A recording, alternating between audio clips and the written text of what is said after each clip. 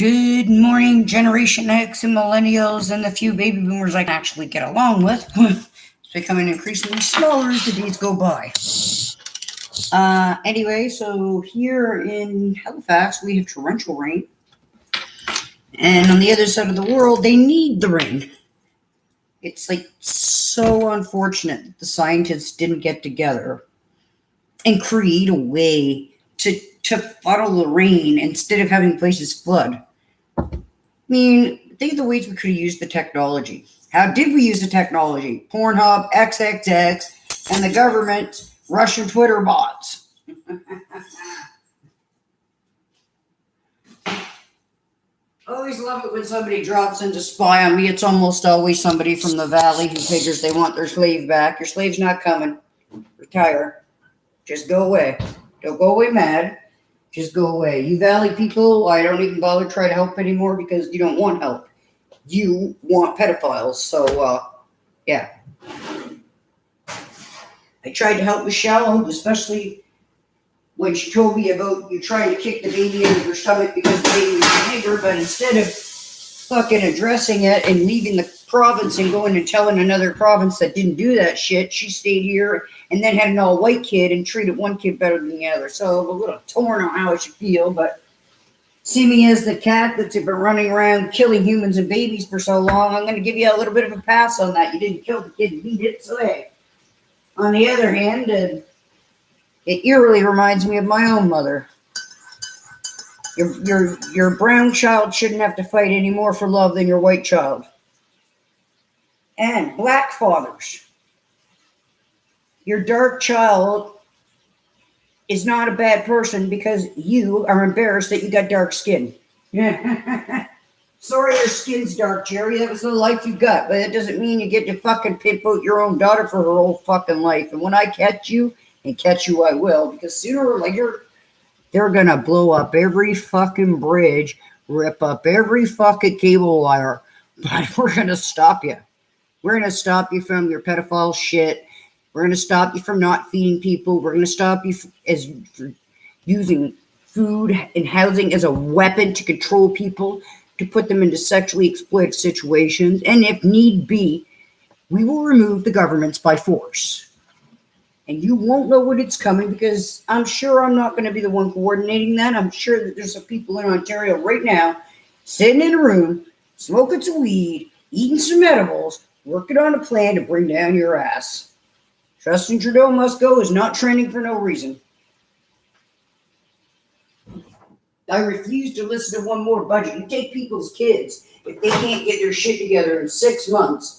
And you guys are in power for 4 years at a time, and you never meet an election promise ever until right before the end of the election. So you think you don't notice what you're doing? Oh, well, I'll just do nothing, and then at the end I'll do something. Get the fuck out, Trudeau. Children are dying, people are dying, your cops are fucking cowards, your cops are fucking criminals, your lawyers are fucking cowards, your lawyers are fucking criminals. Why would you be allowing rape porn, you black-faced piece of shit?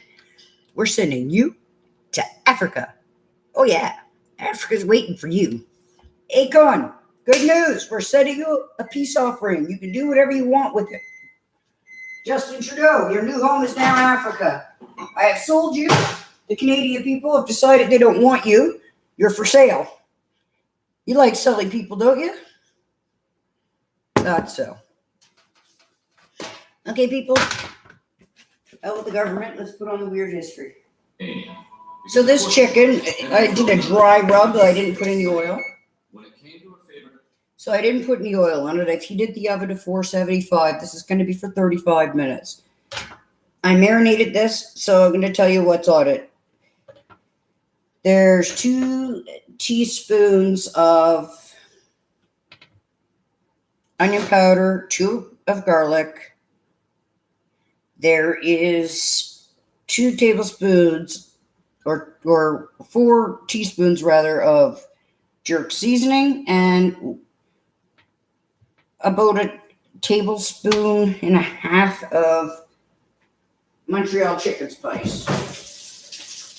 If you're missing a spice, cook it anyway. It'll still turn out okay. So I kind of like mine a little more coated. So it might have coated more evenly if I had done an oil rub, but I don't want it to be too sugary. So what I'm going to do is I'm going to roll this partially naked one like around and around and around and around. So I don't want too much on it. I don't want it. It's a salt-based one, and I don't particularly like salt-based jerk seasoning because a lot of companies all do the same thing. They all add salt as a filler, and then you go to use 4 different spices, and you've got like fucking some salt horrible thing that tastes like hell because you didn't realize how much salt was in it. You're like, yeah, never mind. I guess I made Play-Doh. Remember to check the back of your ingredients. A lot of times there's additional salt in regular spices, and that's different from years back.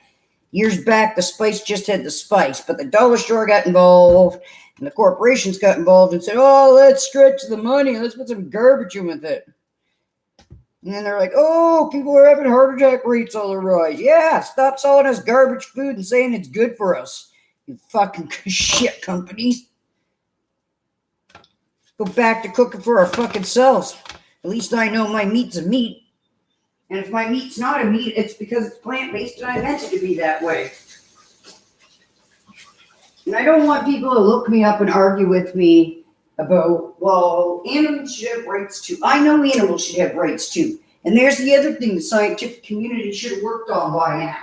By now, we should have been able to take a part off the animal and clone it and make the meat and not kill it. But for some reason, we do it that way, the sadistic fucking redneck farmer way. There's no reason why we can't create technology. I mean, if you can clone a ovaries or a liver, why can't you clone a beef? Well, you can. And you wouldn't have to make it into an actual cow that suffered. You fucking farmers are got some sadistic pleasure of watching and controlling other species. Oh, these are my cattle. They do as I say. Yeah, one day the cattle are coming for you. Never mind the cattle, but we can tell the chickens get you. Sticking your fingers up their ass, making shit when you're supposed to be just catching them. Oh, yeah. You people from Nova Scotia, you should probably be afraid if ever a fucking radiation hits the land and the fucking chickens mutate, because the big chicken from Family Guy will be after you. Now, so,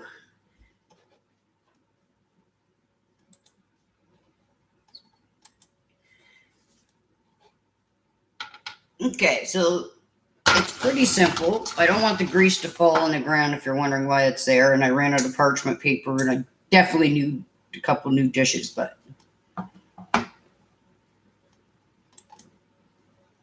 poor people aren't allowed to have dishes in Nova Scotia because they literally price everything. The irony is the Salvation Army gets donated this shit, and then the atrocious prices on it. Oh, it's covered the cost of business. Whatever, you got to donate it for free. Why don't you fucking put a price on it of 10 cents and let people have some dignity? Oh, no. When you do go in there to change rooms, everything's all fucked up. It's all, the one in Dartmouth's disgusting. Just mostly people's fucking junk. Why don't you put some good quality clothes there so that when people want to go to an interview, they can have something nice to wear? Oh, I know why. Because you want them to look like a whore so you can tell which ones are poor. That way, those are the ones you pimp out. Isn't that about right? Fuck yes. Everything the fuck is that? Anyway, everything they do is for a fucked up reason. So we're going to listen to Ruthless Queens and Brutal Rulers. I do not own the content. This is for activist purposes.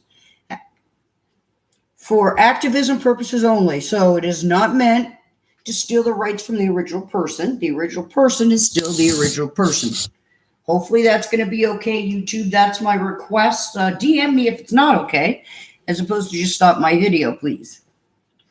So we've put the chicken in. We've got 35 minutes to go. So at 9:40, I will check the chicken. I'm pretty sure that my meat thermometer battery is not working. I'm not sure if it, I don't think it has water damage. I think the battery died because it's like over a year old.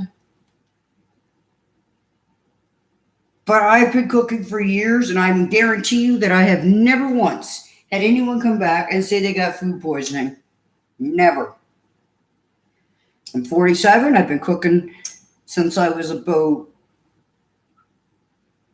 I guess, 15. I wasn't allowed to cook as a child, so when I was 15, I've been cooking since I was 15. Some of those years were some pretty interesting years because people don't know things you don't teach them. Let me tell you, I had some pretty interesting tasting meals when I was 16. You're like, yeah, I don't want to eat it, but I made it and it's the only food. Let me tell you, I only had a couple of really nasty meals before I started paying attention to other people that cooked longer than me to see how they did shit so I didn't have to have that nasty. And then I ended up cooking better than my mother one day, which made her entirely angry and jealous at me, and she got pissed off and picked a fight, sent me home. All I wanted to do was share it with her. Oh, you just think you're better than me. You're trying to steal my husband. Who the fuck wants your German husband? It's okay, she's dead now.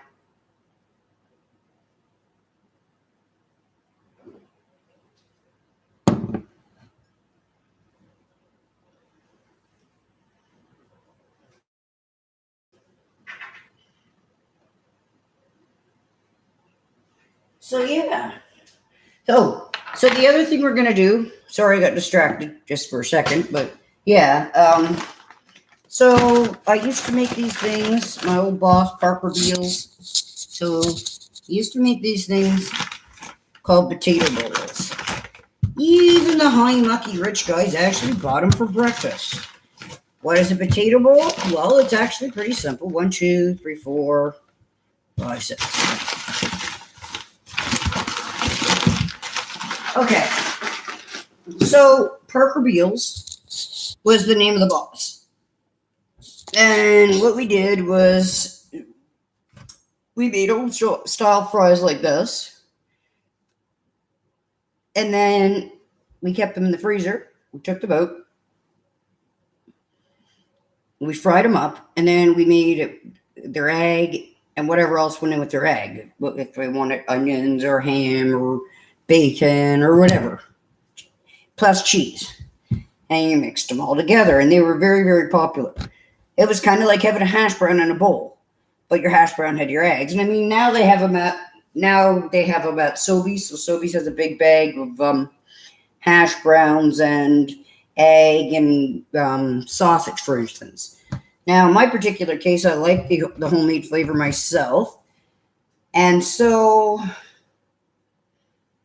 I think I'm just going to stick with the recipe I usually use, which is garlic. So I'm going to be using 1, 2, 3 cloves of garlic.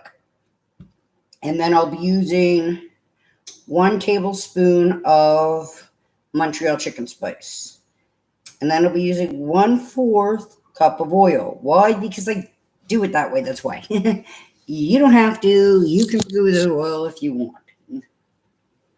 Or if you need to, because you have a health reason to make you look up other people and complain. If you look me up to tell me you don't like something, I'm not going to talk to you about it because you don't have to eat it. I don't remember ever making a recipe and telling you I was coming to your house, and if you didn't eat it, I was putting you in jail or something. So, there's no reason for you to even bother. Well, I don't like that. Well, don't eat it. Hello, generation jerk. Remember, if you don't like something, just don't eat it, just don't watch it, or just don't listen to it. You can't make somebody else not like something just because you don't like it. And I think that's what people think they can do. Oh, well, if I tell them enough I don't like it, they'll agree with me. Well, no. I'm still going to like Earth Final Conflict. I'm still going to like Westworld. I'm still going to like The Handmaid's Tale. I'm still going to like the music I like, even if you hate it. It's unfortunate for you that you think you need to have an opinion on other people's preferences. Well, I don't want that. I don't like that 70s show. Oh, well, usually the solution to things we don't like is not to watch them, not to look other people up, just to complain. But here we are, living in a world of people who won't shut their mouths. I have no problem with you having an opinion, but learn the difference between stupidity and free speech. Right? Free speech. Oh, I like this song. Oh, I don't like this song. Stupidity. Oh, you can't listen to that. I can listen to whatever the fuck I want. You might not be hanging out with kids to tell me what to listen to and what really is going to happen. And that's the other thing. The baby boomers keep complaining they're lonely, but when they get around our generation, they consistently want to control us. Like with YouTube, you have the option of playing one song and then another song. So you could pick a song that a boomer liked, and you could even let them go first because they're older. Then you could pick one you like. You could alternate back and forth, but boomers won't do it. I'm listening to this music. This is my music. I don't like your music. You know what? You don't like our music? Stay the fuck away from us. Our music represents our time, just like your music represents your time.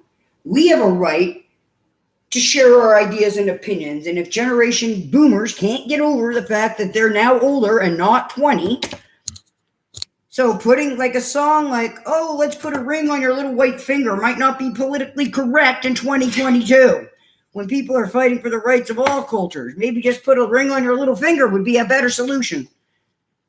Some of your music is racist and you don't even understand it. You're like, oh, I've been listening to this all my life. Doesn't make it right. Okay? So you got to, like, if your generation is serious about getting along with our generation, you got to stop looking us up to tell us you hate our music and you think it's Satan worship music and oh, that guy must be a gay. He's dressed like a girl. He's acting. We all understood that about Kiss. We always understood Kiss was acting. It's like the Axl Rose thing. Well, Axl Rose is a racist.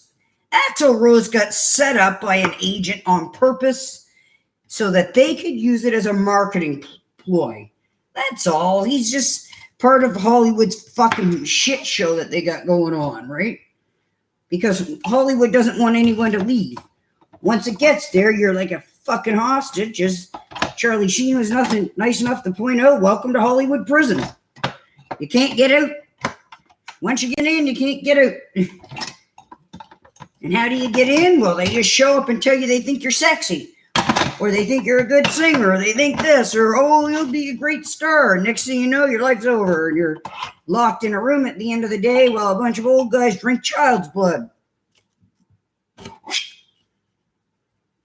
Anyway, the whole Axl saying the racist thing, immigrants and faggots, they make no sense to me. They come to our country and do as they please. Well, he had it a little wrong anyway because he was the immigrant, but who wrote the lyrics? Did he write the lyrics? Or is he singing someone else's lyrics? Like, there's so many questions I had about that incident. But most likely it was the producer saying, any attention is attention. So that's what they would have went with. If sales were low and they wanted to get the attention of people, they would actually say something really offensive because that got more sales than saying something really nice. So, I mean, Slash didn't kill him. What does Slash think about him? That's a better question. Not what do I think. I don't have to fucking sing with him all the time and play guitar with him. In fact, I don't have to listen to his music should I choose not to. I do listen to his music because I like the music. Because in my generation, we weren't as easily swayed as yours. And so, like, if we liked a song, we liked a song. Like Nikki Sixx and Axl Rose and all them were fighting forever. Somebody told me, well, you can't listen to Guns N' Roses in my house. I got Motley Crue on. I'm like, you idiot. I listen to both Guns N' Roses and Motley Crue and Metallica and Skid Row and Anthrax. And I'm not making a choice because I don't have to. Like, I bought the fucking album. If they don't like it, then I'm listening to someone else's album too. I don't really care. And that's how our generation went. We didn't have to be loyal to a specific band member. And we understood that Hollywood was a big shit show. Even we could figure that out. We watched the videos, right? Somehow Michael Jackson went from being black to literally looking like a white girl. We all didn't understand that one. We're like, what happened to Michael Jackson, man? Thriller. And then all of a sudden, Man in the Mirror comes out and he does like a chick. He looks like Janet, actually. He looks so much fucking like Janet Jackson. It's unreal. He looks identical to Janet, actually. Like, at the end of his life, he looked like Janet. Which I find interesting because earlier in his life, at some point, he did look black. Now, which makes me wonder, does the government have technology to alter people's skin color without thinking of being paranoid? Is it technically, physically possible? Is there a scientific way? Because I'm beginning to think there is. You can't trust the government. You can't ask the government to tell you the truth about technology because it fucking doesn't know what the truth is. It's busy shredding evidence during the Weaver Commission event, which is pretty much every day after Parliament shuts down. The government get together with their tequila, their vodka, their crack pipes, and they start shredding the evidence. The cops are busy at the evidence office shredding theirs, and the population's paying taxes for crimes that are never going to be solved because they're never going to try. Fuck you, world governments.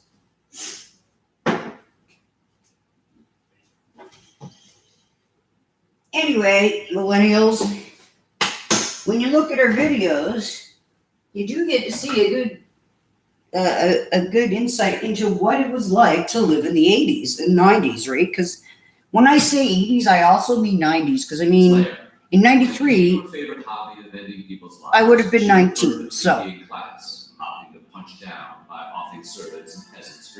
hold on. We are listening to Ruthless Queens. So listen. Honor, dignity, and pride, and that fairly normal range where absolutely nobody was murdered by their hands. But not Queen Elizabeth. Not Queen Elizabeth. Let's just say you wouldn't want to get on the bad side. Today we'll look at the most ruthless queens and female rulers of all time. But before we get started, be sure to subscribe to the Weird History channel. Oh, and leave us a comment too, and let us know what historic female figures you would like to hear more about. Now let's go back in time and observe these queens from a safe distance. Born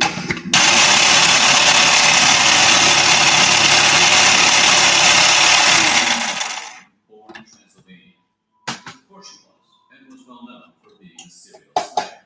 When it came to her favorite hobby of ending people's lives, she preferred the plebeian class, opting to punch down by offering service and peasants for years. Her sweet husband even gifted her a torment chamber in her castle. That's thoughtful. Men do know the way to a woman's heart is a well-designed room. Hell's Angel's girlfriends. Apparently made a girl hungry because Countess Bathory developed an appetite for human flesh. She would take little nibbles here and there off of her victim while they were still alive.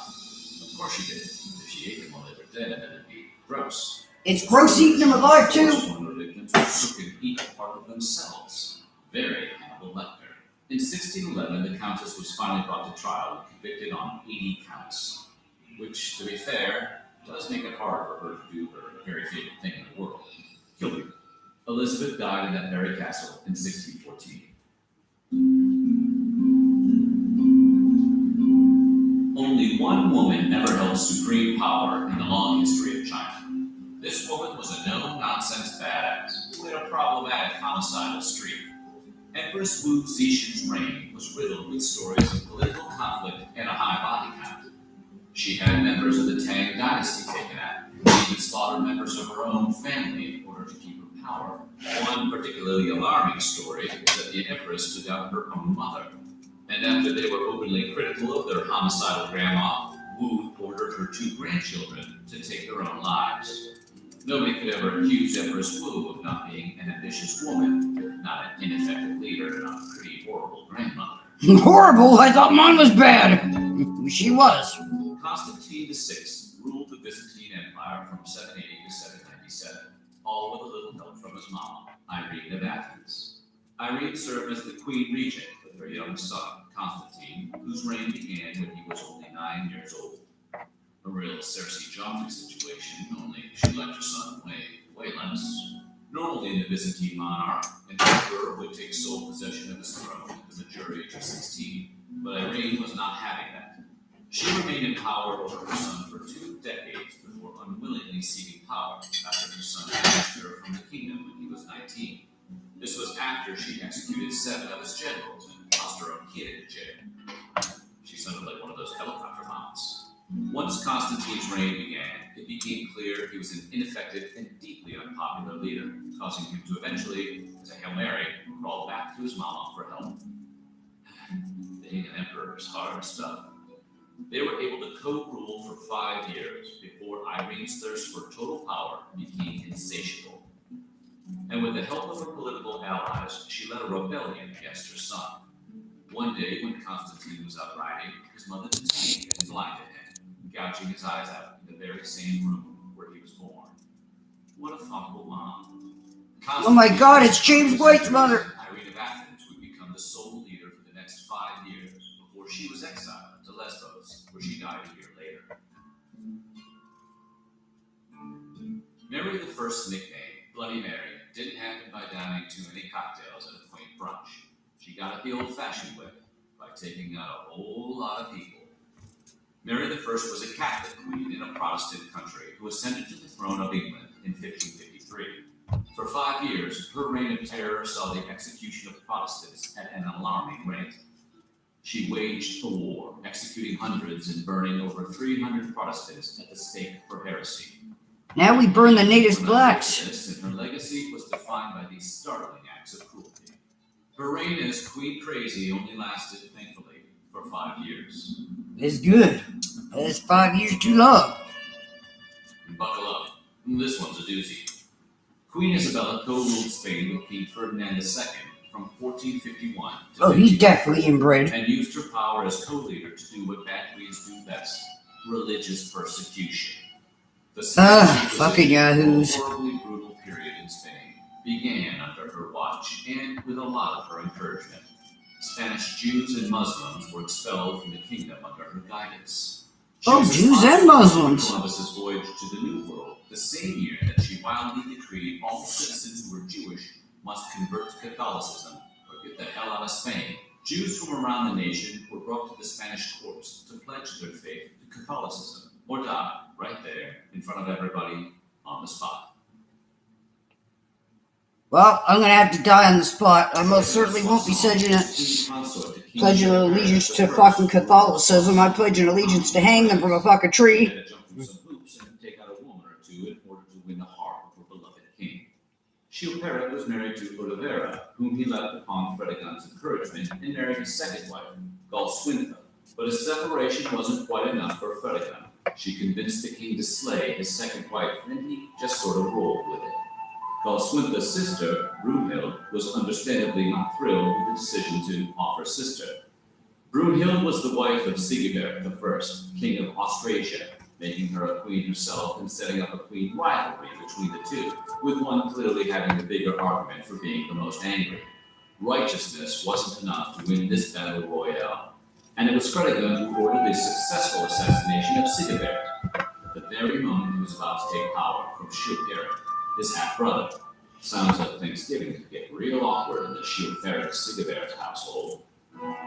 So this is roasted garlic potatoes. Princess Olga of Kiev's journey is a real roller coaster. She was the first Ukrainian princess and the first female ruler of Russia, becoming queen regent in 945 CE after her Russia had a queen? of course, was murdered. Since their son was too young to rule, Princess Olga stepped up to the plate and proceeded to lose her mind. Her first act as ruler was sweet, sweet revenge for her beloved Igor, finding the man who whacked her husband and returning the favor using scalding water. She boiled them alive. Yes, like a lobster. And if she doesn't sound like a cartoon witch yet, Olga's mean streak wasn't over. Because Olga still had people to burn. She ordered hundreds of people from the boiled men's tribes to also be taken out in retribution. Olga straight up buried the tribe leaders alive while trying to burn down the entire town. Next, she took the other tribe leaders. These are the people who are our ancestors. Holy fuck! And invited them to a retreat. These gullible dummies were lured and then locked into a bathhouse, and then the whole thing was burned to the ground. Rule number 1 in accepting an invite: don't go if it's a homicidal, vengeful queen. How? Eventually You hear that? Orthodox Christianity shortly after, and was later the first. Okay, people. If Queen Elizabeth invites you to dinner, don't go. Just say no to the queen. Here in Canada, if your prime minister or your premier invites you to dinner, or the mayor, it's probably not a good idea to go. They'd be slipping shit in your drink and put you on Pornhub. Gotta watch out. Here in Canada, we've got evil woman too, like Judy Payette.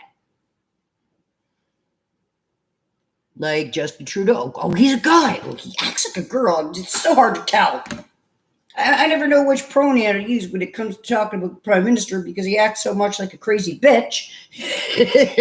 Maybe we should just call him a crazy bitch. Hail Hitler! Hail Trudeau! Whatever your fucked up name is. Person of Russian heritage to receive sainthood from the Orthodox Church. So all's well that ends well for St. Olga. Who doesn't love a redemption arc?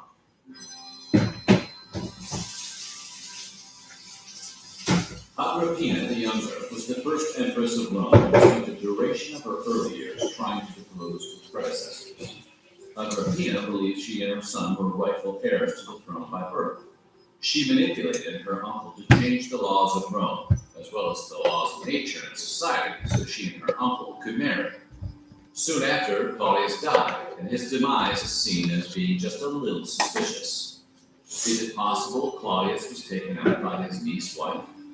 Yeah, we can see that. With Claudius out of the picture, Agrippina and her son Nero ruled Rome from 49 to 54 CE. Nero would eventually tire of his mother's controlling nature and manipulation and forced her out.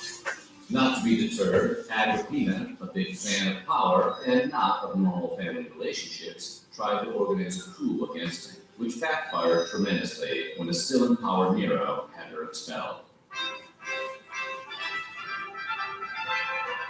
Oh, finally! A queen that hates Catholics. Her old friend, Bloody Mary, passed away from possible uterine or ovarian cancer. Her half-sister Elizabeth succeeded her on the English throne. With Elizabeth as queen, things were going to change around England as the old ways of oppression for England's Protestants would move over in favor of oppressing a different religious group, those bloody Catholics. Under Queen Elizabeth, the bloody Catholics are getting on her bloody nerves. Which seems like bloody murdered bastard. Replaced by a new church with the English monarch at the head, and all support for Catholicism was illegal. Catholics could have their property seized, their bodies beaten and imprisoned, and in some cases, even executed. I really like this queen! That's what we do to you Catholic shits. Do it to the Mormons too. Jehovah's Witness and other religious yahoosms. The Russian she would rule them all. Catherine married Tsar Peter III, a real dud of a leader in Russia, according to the Orthodox Church that hated him, and his own wife, whose pet name for him was feeble-minded drunkard. Feeble-minded drunkard. Oh, dear. With Grigori guys, think you guys gotta be too. A real dateline-like plot for the military to overthrow her husband. This kind of Catherine didn't do this from the sidelines. She got extremely involved. A talented horseback rider herself, she personally led 14,000 soldiers to dispose of the Tsar. After the victory, she dressed in a man's uniform and declared herself the Empress of Russia. So what do you think? Any female ruler on this list we missed? Let us know in the comments below, and while you're at it, check out some of these other videos from our weird history. The Empress of Russia, that's pretty cool. So, even though Russians are now insane, apparently at some point Russians had a female rule. Let's go back to that. We'll put you guys in a go-go cage and you can do some strip dancing. Now, I noticed that the Canadian government supports Pornhub and XXX. So, hear me out here, government. They haven't got a section of prime ministers yet. So, how about this for a title? Justin Trudeau, deep throat hard. How do you like it, bitch? Shut your mouth and suck cock, Trudeau. There you go. That's what we think you should do with the next 20 years of your life. Shut your mouth and suck cock. That's what you think girls should do because you want to make your fucked up rules? You literally designed it so they can get away with fucking raping people legally. The strip bars are full of fucking alcohol. The regular bars are full of alcohol. Then you got people slipping drugs into people's drinks, and now you got a law saying, oh, if you're too drunk, it's not your fault. Cool. I'll use that as a defense at my fucking murder trial. I didn't kill the prime minister. I was too drunk. It's all right, though. I'm not going to need to kill the prime minister. I'm sure you've got enemies in your own region. We got a premier here I got to deal with. To be honest, I don't actually want to kill him so much as put him in a cage Like, there's a cell on fucking Gottingen Street waiting for Tim Houston. And then we'll take his house and give it to the homeless. In fact, I'd like to take all you fucking PC parties housing from you. You don't need housing, you're going to jail. What for? Crimes against humanity.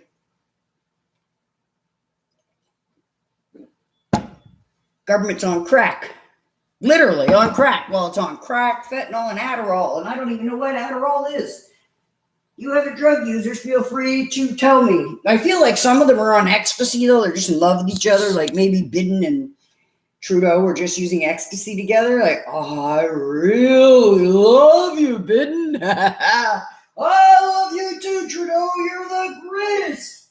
Meanwhile, in Canada, another 26,000 mass graves were found. Blah, blah, blah, blah.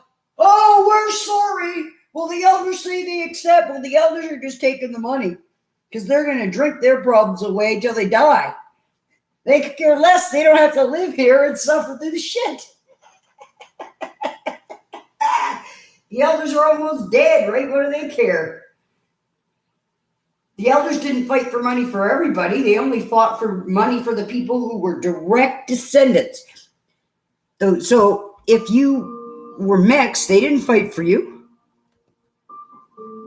They didn't fight for mixed people at all. They fought for fully indigenous people. How is that any less racist than white people doing the exact same thing? So you go fuck a mixed, you go fuck a white person, you have a kid with them, and then you punish your kid for being part white? That's a fucked up native tradition. You might want to do something about your fucked up traditions.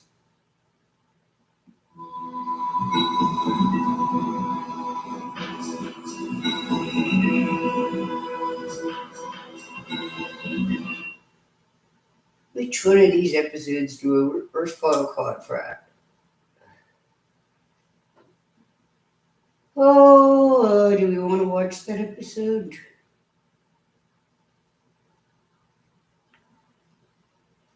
Anyway, I find it very, very interesting, right, that for some reason, police warn Hells Angels rolling through Durham this weekend. I'd like the Hells Angels up there to come deal with the perverts down here. By the way, Hells Angels in Durham region. The Hells Angels in Atlantic Canada. So that's Quebec. That's Newfoundland. That's Cape Breton and Nova Scotia, as well as New Brunswick, are all trafficking out children, some of them as young as 6 months old. You know what to do. Your rules, your people, hold them accountable. Like I told the government, you hold yourself accountable for the shit you do, but you've got to know pedophile rules. And I have a request that the Western Hells Angels, I can't get the cops to do anything about you, and I really hate cops. So hear me out here. You Western individuals, you go and you deal with the Hells Angels in Atlantic Canada that are raping children. They're putting them on Pornhub and everything. Our fucking youth. And then they're calling us rats when we tell on them. When did you start allowing them to pimp out and rape fucking 6-month-old babies? Never. These fucking guys down east are using your name and using your reputation and killing children. I want you to think about that. They're violating your own rules, Durham Hells Angels. I'm not your enemy, trust me. Go look through your list to see how many drug dealers ever went to jail. The only person who ever went to jail was the person who held me at gunpoint because he didn't bother to mention he was a Hells Angel. You can't just kidnap people and lie. Last time I understood, you had to have informed consent. Nova Scotia does none of that. Nova Scotia is a lying, cheating, thieving, stealing, fucked up province, and it's not just Nova Scotia, it's all Atlantic Canada. They're doing it to every fucking race. It's not just black people, it's white people, it's everybody. You got the Hells Angels down here are so fucking nasty, you should take them out. Isn't that your policy, that they have to follow your policies? Maybe you should tell them it's time to retire and replace them with members who aren't going to rape children. You want me to stop bitching about your organized crime? The reason I'm bitching about it is because they raped my 5-year-old daughter. They had my son rape my 5-year-old daughter so that they could turn him into a criminal. So you come down here, Hells Angel, and you deal with the goddamn mess because the government's not going to deal with them. And these are your people. And it is your club, and it is worldwide, and you have an obligation to uphold your own rules, and I know you have a no pedophile rule. The thing is, they purposely turned my son into a pedophile so they could have him killed. But he was only a 9-year-old boy. So I'm going to hold the Hells Angels and Family and Children's Services of Kings County, the entire fucking Pleasant family, accountable. And I'm telling you, it wasn't his fault because he was a fucking kid and they put him in foster care and then it happened. They beat him until he raped his own sister and then turned around and punished him for it. You get your shit down here. You get your Hells Angels shit down here. You get your bikes. You get going. We'll see you in 48 fucking hours. That's right, Durham Region. We don't need police. You're right. Asking a police officer for help is like asking to be murdered.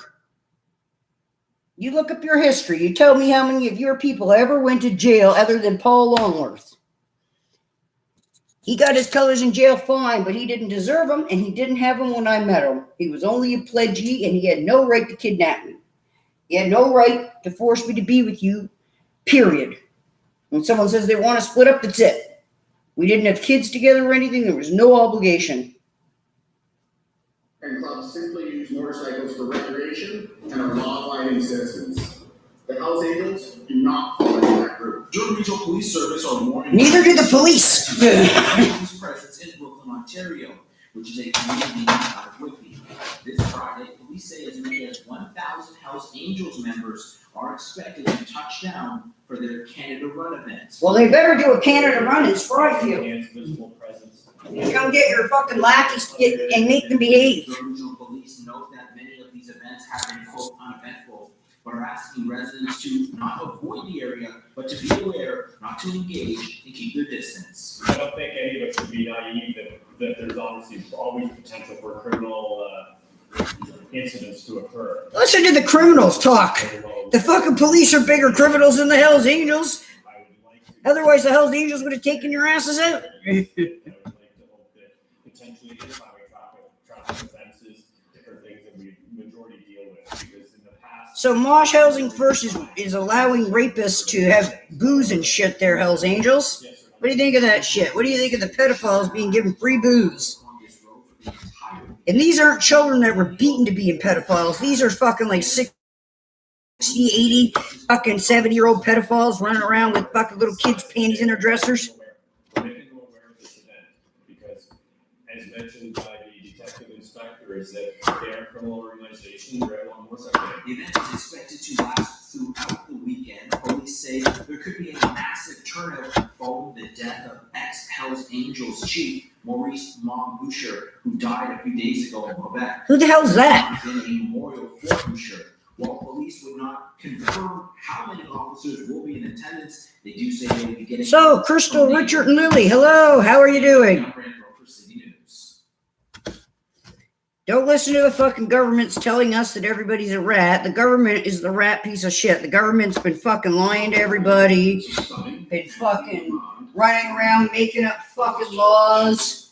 And then at the end of the day, it don't follow its own laws. And when you go to have an inquiry, it's now been almost fucking 2 years and the inquiry's not complete because the guy went and said he had PTSD. He has being held accountable disorder, right? And part of the reason they didn't like me is because I knew the Hells Angels from Toronto or Ontario. Well, really? Well, the Hells Angels in Orillia had the same problem as the Hells Angels in Nova Scotia do. They wanted to pimp out people, and the Hells Angels in Toronto did not want that. Now, I will remind you again, Durham Region, that I used to work in your region at the Royal Hotel in Whitby. I also worked at the Dynasty. I'm trying to think of the other club in Oshawa. And I'm your people. They kidnapped me and brought me here, and the useless government, because it fucking wants to make money off my misery, won't let me leave, and I haven't got the money to leave. I should be in Ontario at a freedom fight with you. Here, I know the government would like to say the freedom fighters aren't fighting for freedom, but the government's not fighting for the people. So I'm done listening to that shit. You tell me that you took my kids to make their lives better. You leave my kid homeless. You force him to rape his sister. You fucking split the kids up so they never fucking see each other again, and then you rape my kids behind my back. I'm coming for you, you fucking sickos. I don't need fucking God. He works too fucking slowly.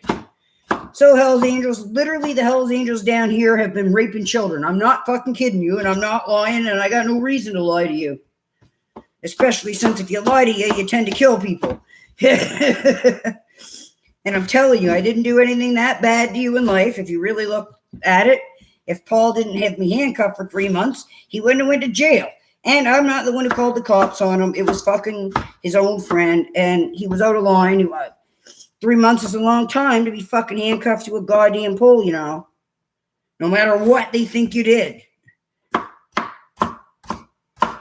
Now, he very well might be better now. I don't want to be near him. He might be better from your rules, but he wasn't following your rules back then, because if he was, he would have told me he was a Hell's Angel member. All I did was have sex with him at a party. I didn't want to live with him for the rest of my life. I had kids with somebody else, and that's the person I supposedly cheated with in the first place. And that's not cheating, in my opinion, if you decide to reconcile with your partner. How would you like it if you tried to reconcile with your woman, and then some other person said, well, you can't, you're mine. Fuck off there, fucking Paul Longworth. Now, Durham region.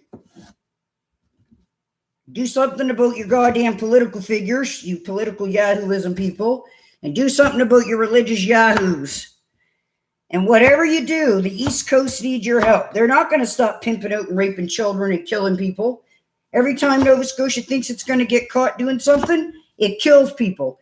Mass shootings, fucking fires everywhere, everything's an accident. And they'd like us to believe that Mr. Wortman went on that rampage on his own. But nope, the cops put him up to that. They wanted to get rid of some witnesses. Too bad we don't have like a real thing to investigate them. So we're done with the police. We'll tear down your fucking buildings. You want to rape a 5-year-old child? You're dead to me. You told me I was a criminal piece of shit. I didn't let people rape my 5-year-old daughter. That didn't happen until she was in your care. Because you don't believe anything when people tell you my family's fucking threatening me. I'm in danger. Oh, no, that can't be true. The Hells Angels protected me from my family. You call them criminals? Well, they didn't strap me in a chair, cover my mouth, pull my hair, and allow me to be raped by police.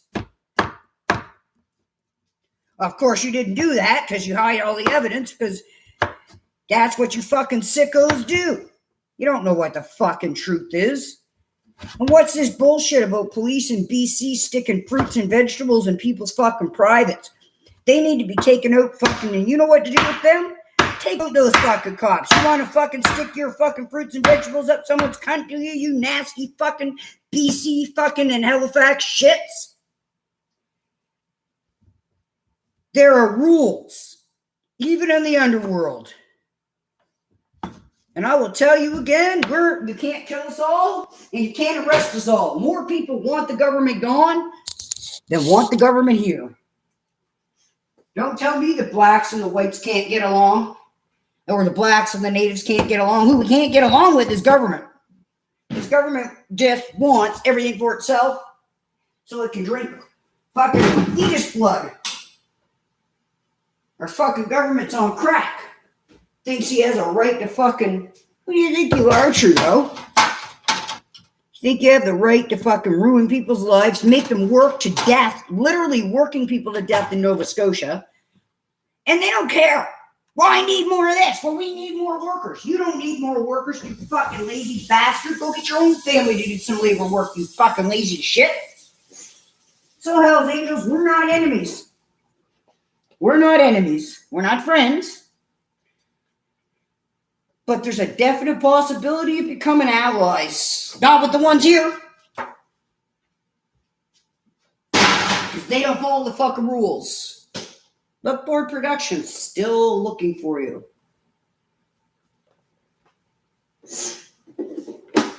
Now, I don't care what you do, Hells Angels, to your members, but do it discreetly, please. But you got to stop this, okay? So you've got biker bitches down here who are holding down people so they can be gang raped and shit, putting it on Pornhub because they think they're all that. Maybe they should meet the real biker bitches. I met them. I didn't want to fuck with them. I'm good. I'll just go over there and have my beer and peace and quiet.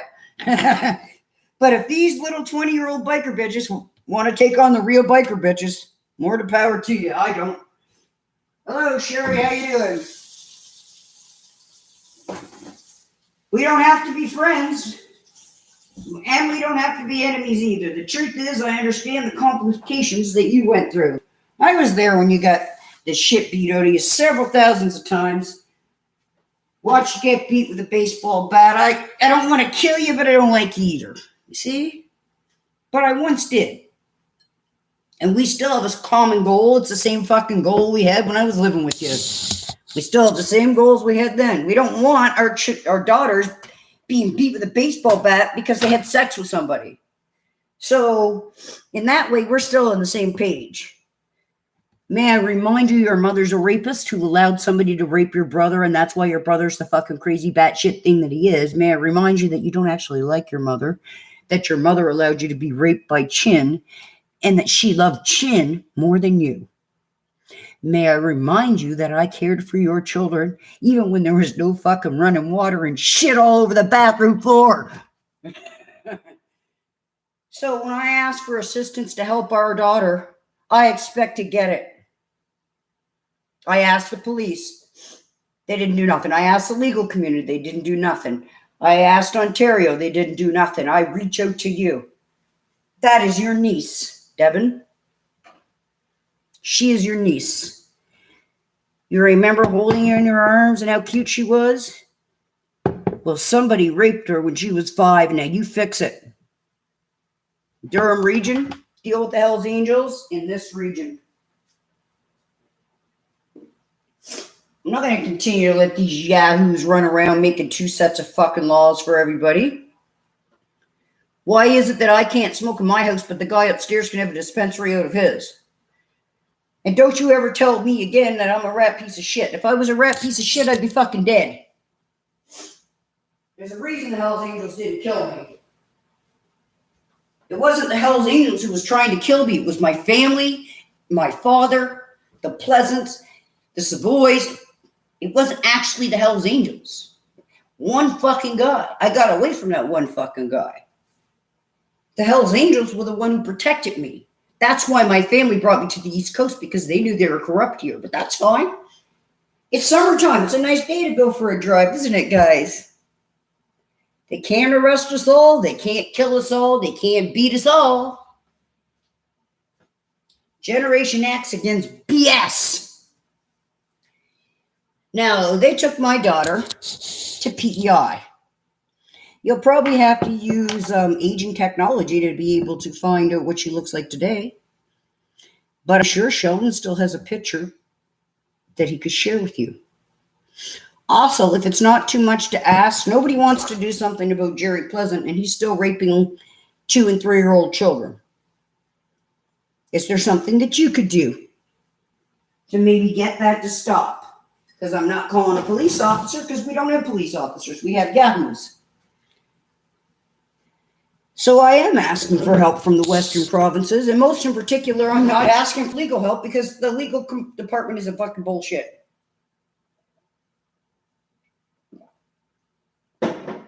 If you're doing a run anyway, would it be too much to ask if you ran through Atlantic Canada and maybe just reminded people of your rules that they don't understand? I don't know, maybe we could have a meeting and talk about the possibility of a truce so that we could bring down the one problem destroying all of our citizens, which is the Canadian government, the American government, the Pakistani government, the Chinese government. You're catching on, right? The governments. Now, I'm not saying that I want you to rule my life, but we might be able to make an alliance to bring down the government, because the government doesn't want to change, and it's not going to change. It really isn't. It's going to lie and then take our 14-year-old daughter out of bed. They even raped Crystal Barnes. Wonder how she feels about that. She's fucking how old now? I can't even remember how old you would be, but you're older than my kids, so.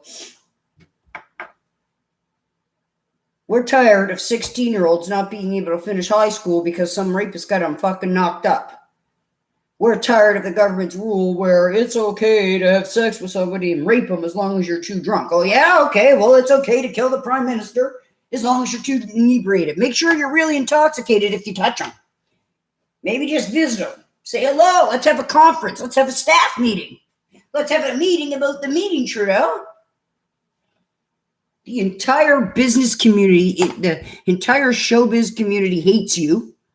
World leaders. And you know why? Because we see these people suffer. They spend their last dime or whatever to go to a concert, and they still can't share a video from it because your copyright laws. You got everything set up perfect, don't you, Trudeau and world shit tards, while everybody else fucking dies and the fucking the ground burns to the ground. You sit there and calculate how much more money you're going to make. How the fuck are you going to use the money if the fucking bank's on fire or floating down the street? Idiots. I don't need no permission to think my own thoughts anymore, government. You don't like the Hells Angels? Well, you guys are criminals. So when it comes to the criminal, the lesser of two evils, I'm going to have to go with more than one cop tried to kill me and only one biker. So I guess the odds are I'm better off not asking the police. I don't ask you shits for anything anymore, but I am asking for help for my daughter. You don't have to help me, fuck it. I got that shit. You come near me, I'll stab you, fucking HRM police, and stay the fuck away. But I am asking for help for the youth in the community. I'm asking you to come down here and force the Hells Angels to abide by their no pedophile rule. I don't know why they started pimping out young girls and kidnapping people. But you need to come here and you need to stop them. We sure as hell can't expect government to, because they'll just pretend it ain't real and put the poor chick in the psych unit. And that's the other thing. There are doctors and lawyers and stuff here putting people in the psych unit and raping them. And then putting it on fucking Pornhub and stuff. At the QE2. Yep, at the QE2. Abbey Lane. More than one patient told me about being sexually tortured and then medicated by the staff so that they couldn't prove what they said. Hells Angels, we don't need a court. I conclude that they're guilty based on my own life experience, and therefore they can be sentenced to punishment.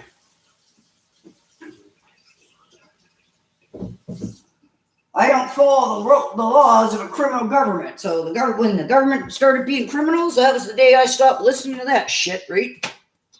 I'm not listening to no fucking criminal government. You want your people to follow rules? Don't be a skeevy pig, Trudeau. You got a blackface. Even the fucking bikers didn't wear a blackface Hitler costume. Like, holy fuck. You say the bikers are the bad people and they're trying to kill us, but clearly it's you. You, your police. Why do the HRM police have a key to our fucking units? Now, you got a biker down here that's out of control. Come control them. Oh yeah, I'm serious. I've had enough, right? I'm not going to be intimidated by bikers in the East Coast because they have no power. They're outnumbered 1,000,000-1 by their fucking counterparts in the West. And the counterparts in the West are fighting for peace. The ones here are fighting to be able to fuck a 12-year-old girl. See the problem? Some are fighting for peace, and some are on the wrong fucking side. You know what to do. And while you're at it, North Preston's finest are going to be a little easier to take down now because I've been helping you because I hate those thugs. Family or not, you know what to do. There's already a turf war, so hey. We will not allow our children to be raped and sodomized because they're not all one culture enough. We're not going to let you fuck children and then tell me the Hells Angels are the problem who are going to kill me. Well, clearly the government's the one trying to kill us. Not saying Paul wasn't trying to kill me at some point, but he's in jail now. Okay, so we've got 3 garlic bulbs and some oil. And now I'm going to add 1 teaspoon of salt and 1/4 of pepper.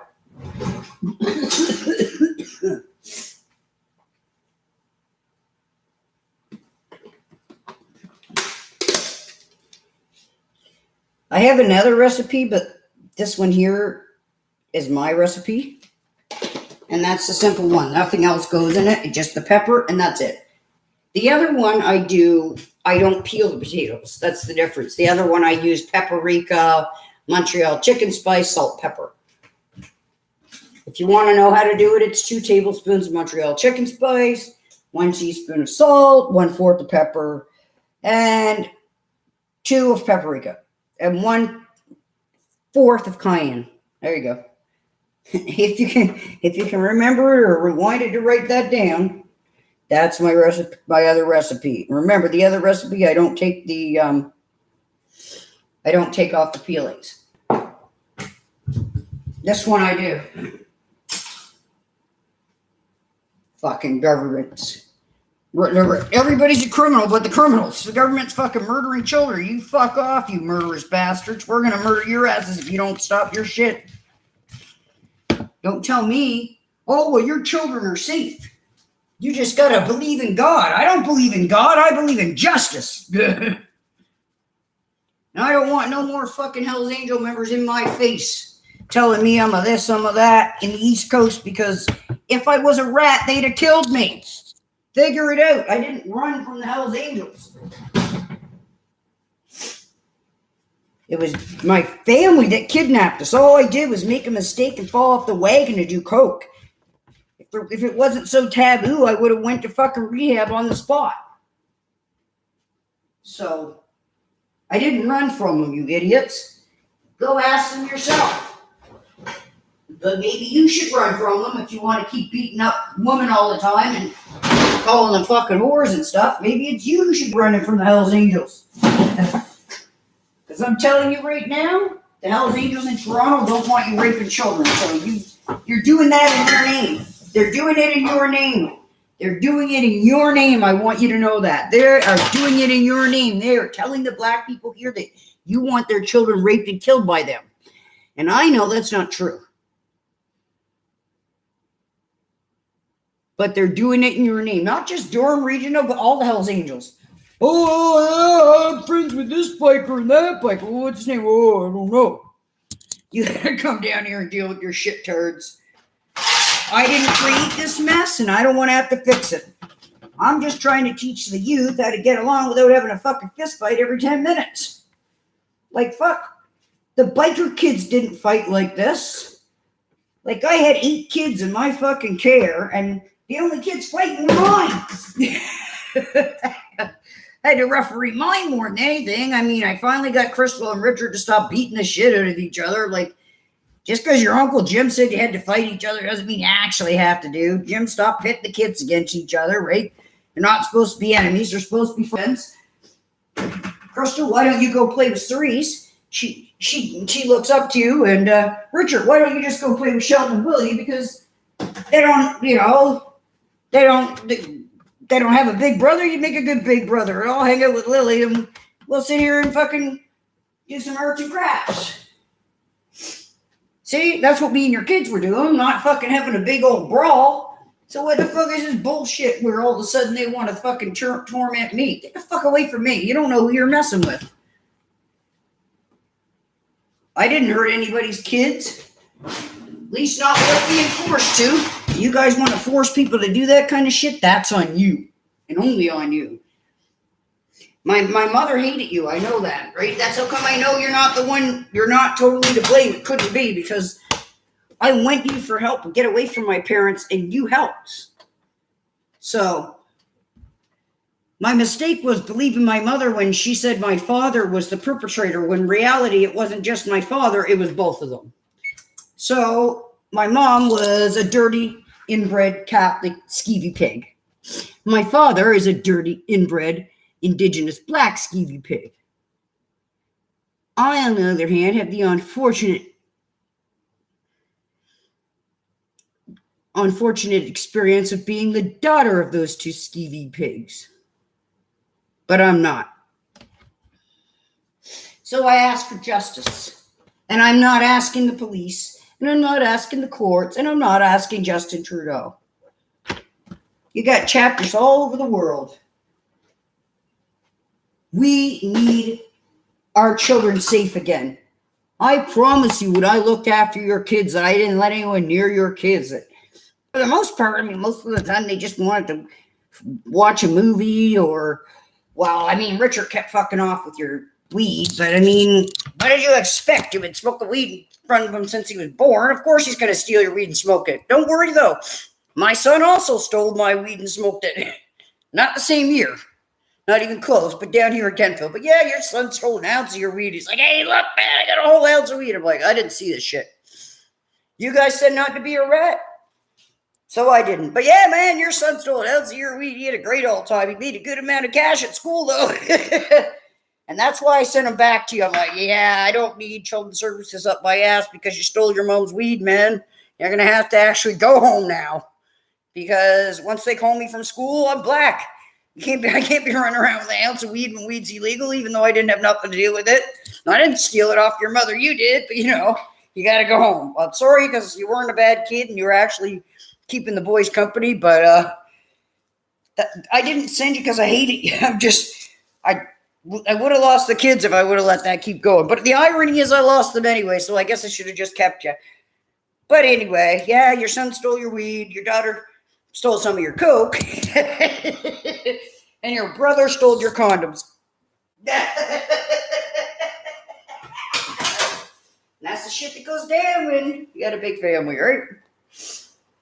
But all your kids were fed, everybody was put to bed, and we even tried to deal with the mass amounts of garbage that you kept collecting for some bizarre reason. We didn't always have so much effectiveness with that. I was just pretty happy to get the kitchen garbage out of the fucking kitchen and have some running water after you finally filled the goddamn fucking well again. While the government flies around the world, people even in Ontario still live in places where you run out of drinking water. But the Prime Minister says he needs to fly to Europe. Fuck him. We're going to fly you to Europe, all right. Because you're one of God's special little creatures. Now, I would like to play you, and so I will. I just first I'm gonna get this set up. I want to put the speakers together because when you move them, sometimes, right, they there's a short in it because it got caught in the stove a few times, and so it melted actually. Anyway, so there's a short. So I'm going to let you Hells Angels listen because I can't ask you for a request without some sort of proof. I get that. But we're not going to have this shit continue. Like, people are doing shit in your name. Oh, I'm the head this, I'm the head that. You most certainly not if you're living in Nova Scotia. I don't know what would make you think you're the head of anything. Nova Scotia's the ass of the country.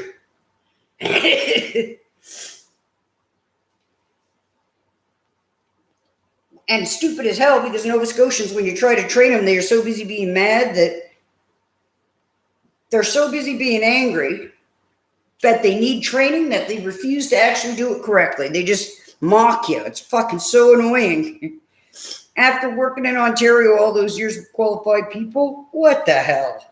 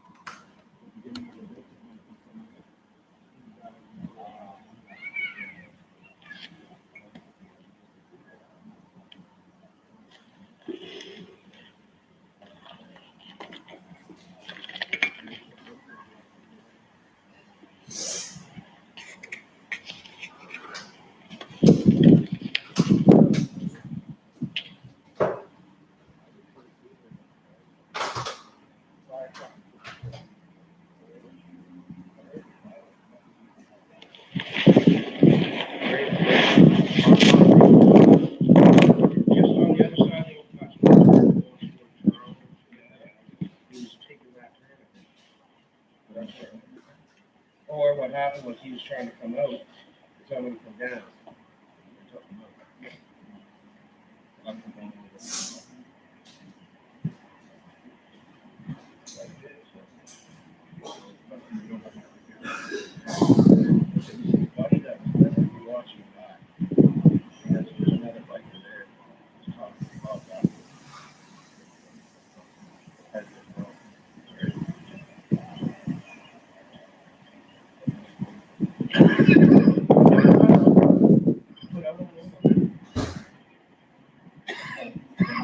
man, I've heard too many accidents. But this is probably the worst thing I've ever seen.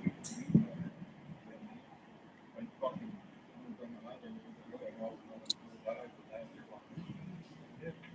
oh man, there's so many bikes driving up there now. Like right now, especially when what happened. Yeah.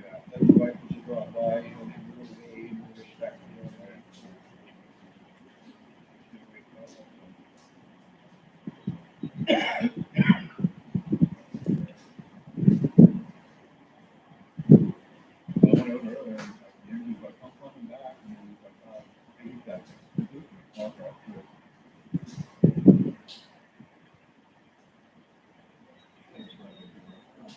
Yeah, I just come back there. I just wanted to come back. I can leave the key upstairs, but how are you gonna get in? It's gonna be fucking different, right?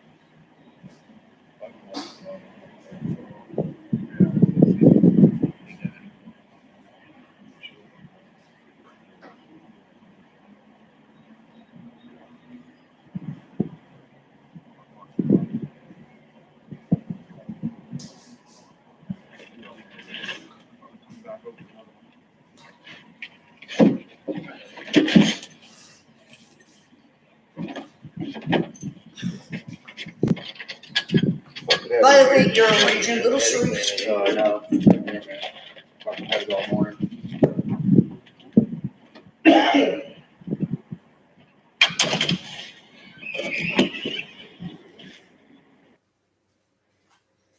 Okay, I'm not exactly sure what they were saying, but I know that people have better technology than me, and as long as I've already recorded it, you can filter that out, you can use special equipment, and you can increase the volume to hear what the fuck they're saying. That'd be helpful. So, Hells Angels from Durham. I don't care why you're going on a run, actually. I naturally don't want to go on a run with you. Instead, as I explained, I would like you to deal with your Hells Angels here because your Hells Angels here are raping children and then saying that you want that. I had one guy ask me to put him in a diaper, let him shit his pants, change him, and then have sex. And he was branded with one of your tattoos.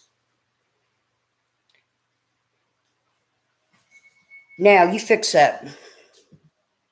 That's all I got to say. The Hells Angels down here broke your rules. Just like the Canadian government's breaking international law, they're breaking biker laws. And it's on you to hold your people accountable, just like it's on me to make sure the mixed people don't go around fucking being Lugans. I don't deal too much with just the black community because I'm tired of being yelled at for not being black enough. That's just some BS, right? And I don't really try to tell the white community as much what to do because I figure that's your guys' job to tell each other what to do. But instead, I'm sending out a request. We are not the enemy. The government is the enemy. And the Hells Angels down here are my enemy because they're pimping out children. And because they kidnapped me. So I'd like to go home now. And I'd like you to go to PEI and rescue Cerise, who they named Emma. Her father, last time I understood, James White, lived in Lindsay. And that's all. And his father is Alan White. I don't particularly like that family. I do particularly like my daughter.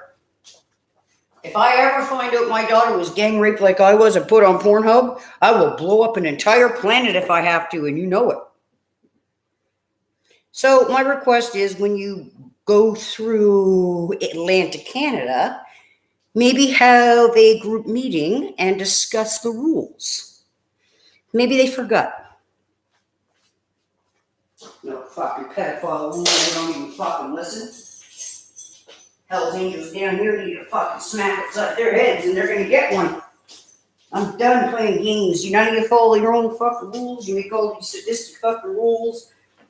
Nobody ever put one of your fucking drug dealers or anything in jail. I even lost my kids because I wouldn't tell who the drug dealer was. But you know what? Now it's your turn to return the favor and get my daughter out of Gilead. And that's exactly what this place is. Sitting there, I swear to God, they're waiting in the delivery room for the baby to be born just so they can stick a cock in it. Like it's fucking nuts. They don't see nothing wrong with their actions. They don't see nothing wrong with raping a 6-month-old baby to death because the baby was black. What the fuck, Nova Scotia? The Hells Angels don't have that kind of punishment. I said they didn't like blacks in their gang, not that they rape babies. The people who rape babies are fucking government officials hiding behind the government laws. So I ain't respecting no more government laws until the government starts respecting the fact that it is breaking international law. Your law means nothing because your law is illegal. You want to fucking murder kids, hide the fucking bodies in the wall, and get us distracted and tell us the Hells Angels are the problem? The Hells Angels aren't the ones who killed thousands of Indigenous and black people. You are, Trudeau. Your family, your relatives, your history, your people. You're guilty. I can make an alliance. It's called a truce for the good of society. What's better, me fighting with the Hells Angels or me making sure the pedophiles stop? You lost your chance to have peace with me a long time ago. If you do to my daughter what I remember you did to me, I'll do it back to you, and then we'll have a public hanging. But just stop your shit, people. You fucking nasty people got no fucking scruples. You just fucking do whatever you want, right? It's a fucking joke. But last July, she was abducted on the street in Italy by 2 masked men. She was Well, I don't really care about that event. All right, dumb climate leader thing, but it's only gonna last a couple minutes. never wonder why. I don't care why people wear engagement rings. All right, well, there's a latent fire thing. Listen to that. We're watching and waiting as the wildfire spreads to the west and away from people and homes. The real issue right now is it's moving in a westerly direction toward the Stein Valley Provincial Park. Right now, there are about 96 approved both provincial firefighters, First Nations, Living First Nation, who are members who are fighting that fire. There are 8 helicopters. Last year, the village of Lytton on the east side of the Fraser River was wiped out by a massive blaze. This summer, it's those on the western bank who fear losing everything. It's absolutely devastating, to our members have been through a lot in this past year, and to see the ones that weren't affected to be frontline affected now, it's really hard to see, I just have no words. Evacuees are currently spread between the communities of Lillooet and Cache Creek. A team has now moved in to provide water and food to animals left behind. The hope was that weekend rain would help tame the fire, but hot, dry conditions and winds up to 70 kilometers per hour keep it fueled. That's the one thing I hope is that these winds die down, just to give these fire crews an opportunity to tackle it. There's a lot of really extremely dangerous terrain on the west side, so it's hard to fight those type of fires. The specter of last year's fire still looms large, keeping evacuees and firefighters on edge. So to have a fire in that area so soon after the last one is really emotional for a lot of wildfire staff members and firefighters. So we're doing the best we can to take care of our own. A community still trying to recover, now watching the winds and hoping for relief. Michelle Bassoub, CBC News, Vancouver.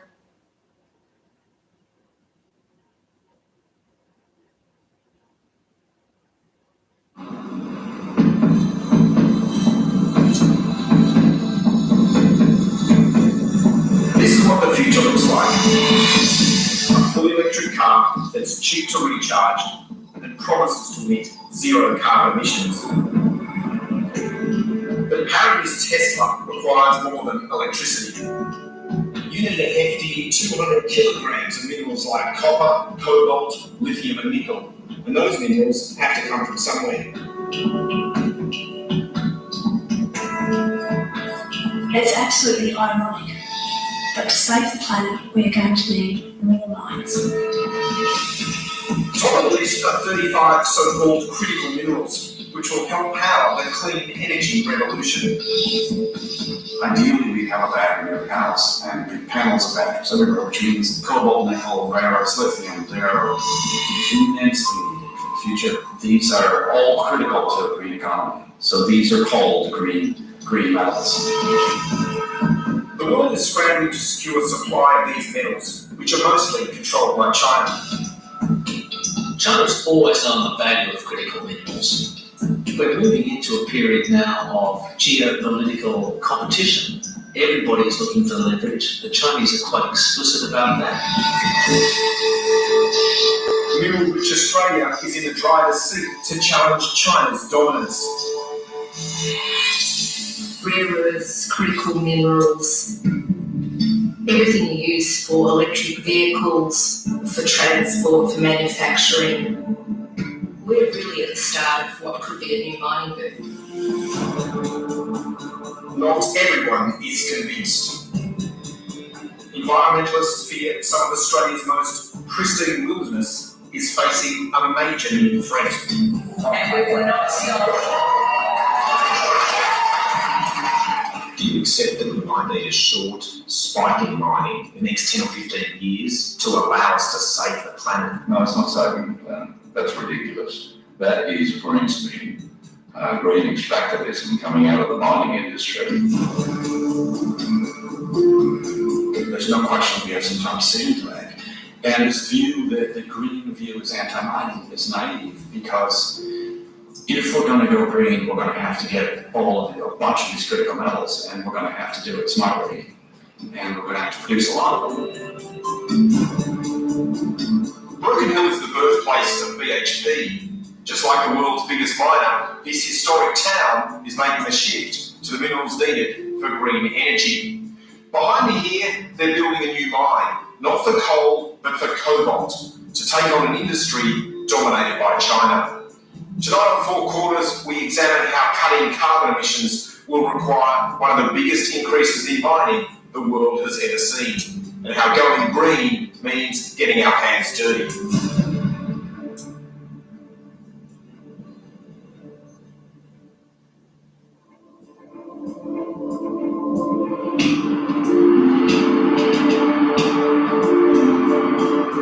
On the outskirts of Canberra is a futuristic building dedicated to Australia's natural resources. In these aisles are thousands of samples of minerals found all over the country. You can think of it as the National Archive of all the geological material that we've collected over decades, things like rocks and drill core. And the interesting thing is that many of these drill cores and rocks that we've got in here. The hell did it start playing for you? Oh, the climate solution. Why? Renewable means getting our hands dirty. Okay, what we need is to get rid of government so that we can make a system that's fair for all Canadians. Like, fuck. Even the Hells Angels had the common sense to make sure everybody was fed, even the people they hated. You get fed before you get executed, you know? Here, have a last meal. I don't really want to eat it. Oh, whatever. Have to listen to you if I'm going to die anyway, dumbass. Paul never understood that. You can chain me to a goddamn pole, but you still can't make me listen, dumbass. Why? Because you're not the boss of me. I'm the boss of me. You're supposed to be the boss of you, but I don't think you are. So, Hells Angels in Durham region. There's a guy by the name of Gerald Wayne Hayes. He's a child pedophile. You'll be able to find more information out. He lives at 34 Renview. You can find out exactly what he looks like by Googling my name. And then looking for the article by CBC News where I testified against Gerald Wayne Hayes in Halifax for forcible confinement, choking me unconscious, trying to kill me, and 14 other charges that miraculously got dropped due to the so-called police who are nothing more than just organized fucking mob members period. So the reason they're afraid of you is because they're afraid you might make the rules more just. I don't remember asking to be part of the organized government's crime system. We're not criminals. Yes, you are criminals. That's exactly what you are. The more bodies we find, the more we want to put you in a casket, Trudeau. I don't care what the fucking band chief said because they were fucking their daughters too. That's right, you fucking heard me. Why your daughters didn't want to follow fucking native tradition because native tradition was to fuck your parents. Want to address that fucking inbred tradition? No, you don't. You want to fucking just pretend it's not real because it doesn't suit your political agenda. You're the same as fucking those people. Chiefs. I noticed there ain't no murder of missing Indigenous chiefs. No murder of missing political figures, no murder to missing police, not really. I mean, compared to the danger of your job, right? Like, you gotta put that in perspective.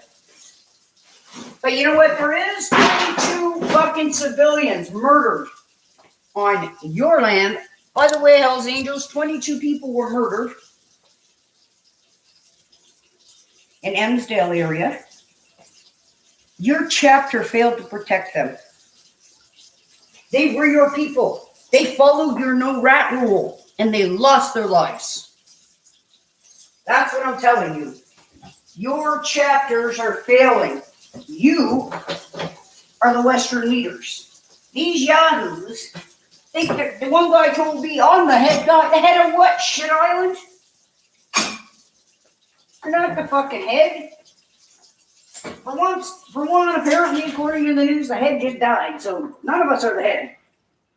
Second of all, I was never actually a member. I was just unfortunate enough to have had a child with one of them and not realized he was one because, again, some people weren't following the fucking rules. James White. You know, and it's not okay to take the condom off during sex to get somebody pregnant to force them to be with you. Sherry, did you know he did that? Because that video was on Pornhub too. When I tried to leave him, he beat me up for cheating on him. I just wanted to leave because all you did was go on about your sister being a whore, your mother being a whore, you're going to kill this person, you're going to kill that person. One minute you want to play the game Riffs, next minute you want to smoke an 8-ball, the next minute you're fucking mad, you smoked an 8-ball, you want to beat people up. Like, we weren't good together, dude. I didn't want to be with you because we couldn't get along. Like, what the fuck is the point in living together if you're just going to fucking argue? And the worst part was when your mother's racist husband threatened our entire family, you cowered away in the corner like a fucking baby. You didn't protect your family from Richard Geisler. Everybody was terrified of him. Sherry was terrified of him. You were terrified of him. Half the fucking people at the Atherley Arms were terrified of him. The police were terrified of him. Germany, can you come get your shit, Germans? I'm not saying all your Germans are shit. I'm saying come get the shit ones. That's right. And then do the 99 myth balloon thing. Get rid of them. Get rid of your bad people because they're doing this shit in your name. They're telling people that you want to kill all the blacks and indigenous. They're telling people that you said it was okay to rape and sodomize these people. So if you didn't, Germany, this is your chance to clear your name. For your citizens to stand up against the tyrant citizens in Canada. Because right now we've got citizens from all over the world breaking their own country's rules in our country. Not only are they breaking their country's rules, but they're also breaking our country's rules. So that stops today. Tired of being looked up by jealous bitches. If my food's so bad, why didn't you cook for your own families? All of a sudden, I'm a bad cook because I want you to pay me to do it, you fucking psycho bitches. Or because you're jealous because the only thing you know how to do is fuck. Not my problem. Go out there and learn a new skill then. Maybe you could learn another skill.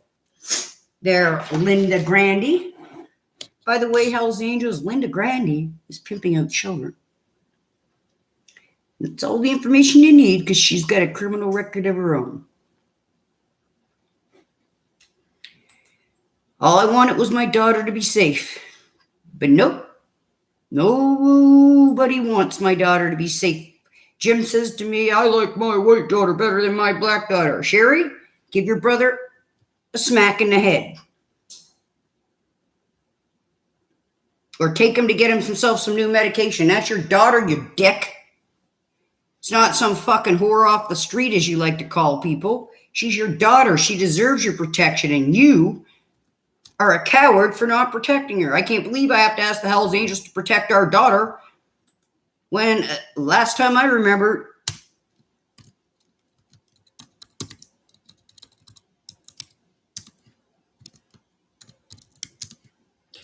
anyway, she's not just your daughter though. She's Sherry's niece. She's Crystal and Richard's cousin. She's your daughter's sister. She is originally an Ontario resident. She's a victim of human trafficking, and I demand to call in a favor. Go get little Cerise. Go get her and take her back to her burger in Ontario. In other words, take her home.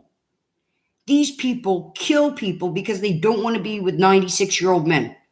Because they don't want to be with these old men. If the woman try to leave, they kill them. The police fucking falsify evidence. They allowed 22 people to be fucking murdered on their watch. And your Hells Angel members down here also allowed it to happen because they knew what was going on too.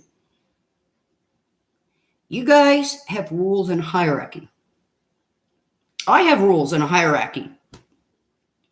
We all have to follow rules. These shits down here think they can sit outside your door, make drug deals, tell you all their stupid crime. That I even asked them to stop telling me, like, please just don't tell me. I don't need to know. Oh, well, let me just tell you one more. I don't want to hear one more story, actually. Why don't you tell a white chick? Like, fuck. You can't tell people stuff they don't want to know and get mad because they get drunk and accidentally say it either, you fucktards. I asked you not to tell me. I'm not following you around committing crimes with you or anything, or involved in your business. And I don't want to be involved in any illegal activity. I'm not trying to make the world a better place for my daughter. But make no word of a lie, if saving my daughter means I have to be involved in illegal activity, Justin Trudeau, then I will. But you black-faced Hitler don't get the vote. You watch these kids die on the street, you pit everybody against each other, you got the jails full of black people. While fucking Rob Ford got to smoke crack and put those black people in jail, you shut your fucking mouth. There ain't a goddamn citizen in Canada right now who trusts your fucking sorry ass. And the ones who do just don't know any better because they're baby boomers. And I mean, you gave them some money, and in their eyes, well, money, they gave me money, so therefore they're good. But to be honest, Trudeau, if I woke up and had $40 billion tomorrow, maybe I could just buy their affection like you did.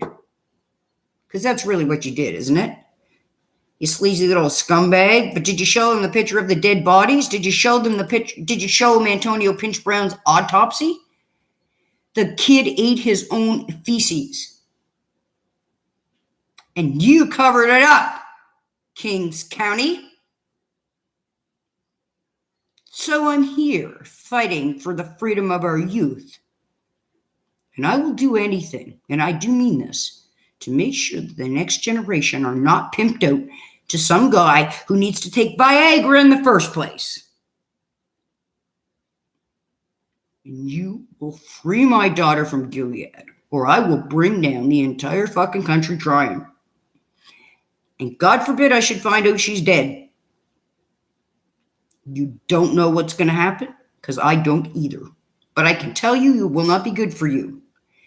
Mosh housing first. Why are you using all the money meant to protect vulnerable people on pedophiles?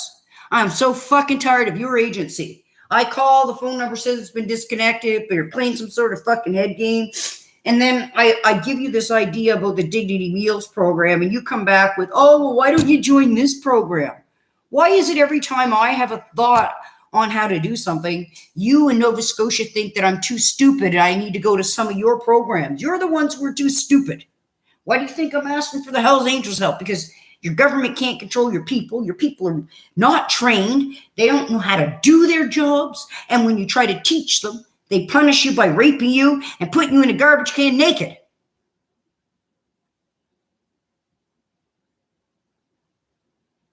So yeah, I do ask the Hells Angels for their help. Please come deal with your Hells Angels in Halifax and Spryfield. Deal with the ones in Owen Sound, dealing with the ones in Collingwood, right? I don't live in Vancouver, so I'm staying out of their business. But I'm telling you, the ones in the East Coast are raping children, and they're saying that you said it was okay. So if you didn't say it was okay, it's time for come here. You don't need to look me up. You know what to do. What do you do with pedophiles? But know this, the Hells Angels down here have been forcing people to rape each other and recording it. And then making them into pedophiles, and I don't think that's fair. So you better come clean up your dirty Hells Angels. I can't believe this because I know you're a criminal agency, but I mean dirty as in dirty, they're not following your rules. Daryl. There's a video somewhere with Big Milk bolted off. Just look for it. I know. You got to work for some things in life, people. You can't just have everything put on your plate for you and chewed for you. I hereby request to make an alliance to bring down a pedophile version of your Hells Angels in the East Coast. That includes New Brunswick, PEI, Newfoundland, Cape Breton. I want you to help restore safety for our children. Rather the children be Hells Angels children, rather the children be the fucking gospel kids children, rather the children be fucking the CEO's children. We owe it to the children of the world, all of us, whether or not you're a criminal entity set aside, to stop the rape and sodomization of their children. And we see the government's not going to do it. So yes, I am asking for your help to help the children. Will you do it? Will you stand up to the plate and save our children from being raped and sodomized just so Trudeau can stay in power 4 more years? Because he's not staying. One way or another, we're throwing you out. Kicking and screaming, hanging from a tree. I don't know, but you got to go. When I told you that they raped my daughter, I expected you to do something about it. Not just fucking put me in the psych unit, you piece of shits. I don't have access to what feature? So here in Nova Scotia, it's piss pouring rain, which is kind of ironic because over in Britain, it needs piss pour rain. If only there was a way to channel like a pipe or something, a fast moving pipe. There's water. Of course, we don't have the technology because all these fucking different factions of government make it so you can't make it. Well, it's my jurisdiction. Well, it's my jurisdiction. You're all hanging from the same tree. Trudeau, Trump, Putin, Korean guy, China guy, fucking German. I don't know about the Germans. I got to do more research to find out about Germany. I can't just assume that because the Germans here are evil, that the ones there are evil, but I don't know. They got a pretty good history of being evil both ways. I do know that the Germans also have their own version of the Hells Angels, so I'm going to ask you this. Did you give permission to the Hells Angels in Ontario to rape and sodomize me at 14? If not, go deal with Henry Klein. You can find him. Henry Klein, fat little bald guy. Thinks he's all that. Go get him. You're a criminal, you're a problem. Now, if some mixed people start acting up and doing some shit, I'll deal with it. On the other hand, the mixed people aren't. They're just trying not to be killed by their black parents or their white parents. They're just fucking out of ideas, between your parents trying to kill them, the fucking government trying to kill you, or fucking make money off you, whichever happens first. But either or, well, if I can't make money off you, I'll have to kill you. Fuck you, Trudeau. If you can't run the country, we'll have to kill you. Nobody killed the prime minister. However, we could start a new country. We could use the weed flag as the new Canadian flag. Let's have a referendum, Canada. How many people want Trudeau out of power? Say aye, aye.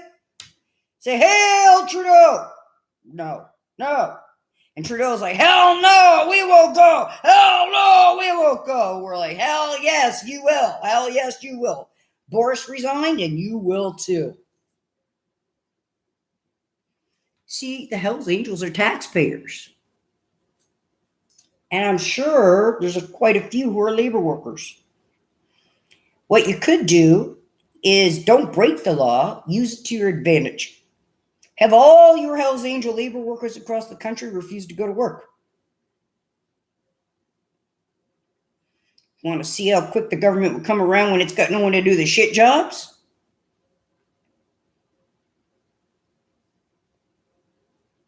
Government thinks that there's no retribution for its action. It can do whatever the fuck it wants for centuries to our kids. The government's wrong. Sons of anarchy. So I remember talking to you at the bar, and you also have a beef with your baby boomer parents. Well, welcome to the club that my parents were baby booming idiots who won't shut the fuck up and want to kill everybody. Welcome to our world. Now you know why we just couldn't fix the environment, because we tried to fix something and our boomer parents got us fired. Or they stole our kids, or they put us in the psych unit, or they had us arrested. No wonder you guys want to kill your parents. Most of you don't have to, though, because they're still in jail. When my dad goes to jail, I won't have to fantasize about killing him anymore, because he'll be where he belongs. Of course, I might still fantasize about killing him just the same. Hey, Jerry. Don't cry. Don't run. Don't say a word. And you'll be fine. So, my dad lives on English Mountain Road. Do you know where English Mountain Road is? It's a very nice little area in the valley. It's very easy to get to. You just go up the winding mountain. He's in a little brown log cabin. It's the crappiest cabin there. You'll know it because his yard's full of junk. He looks like he lives in a pig pen. His pictures are online. I got them on my Twitter. Feel free to look up my Twitter to understand why you might want to. I can guarantee you all the information you'll ever need on the corrupt police. Also, Hells Angels down here using your name to do some bad shit. And then the North Preston gang. What the fuck kind of bull? You think you're a gang? You think you're all that? We'll take you fucking down. We'll take you down because, as Robotus said, let's use the bad guy to get the bad guy. It's that simple. If the Hells Angels were trying to kill me from Ontario, I would have died within the first 24 hours of being here. People wanted me to be afraid of the Hells Angels. So the police and the government continue their criminal activity in Nova Scotia because they're too stupid to know how to make money the legal way. Now, Tim Houston, you're a child murderer. I hereby convict you of crimes against humanity. You and every politician who's worked since Confederation. You have now been convicted against crimes against humanity, and you therefore are able to be executed by the Canadian or world citizens because we're done with you. You didn't do this, you didn't do that. You got all your fancy lawyers, and you lawyers, I can't wait to put you on Pornhub. So, Pornhub for lawyers. There you go, Pornhub. We're getting you some new clients. We're going to get you the queen so you can do a whole new incest thing, royal incest. We're going to give you Trudeau XXX so you can do deep throat hard. We're going to give you what you want. You want to watch people be tortured and raped? Sure, but it's going to be you, politicians. It's not going to be our kids. It's not going to be us. It's going to be you, Trudeau, and you, Kristen Freeland, and you, Biden. All of you are going to be gang raped, not us, not our kids, not no more. You should think before you act, you dumbasses.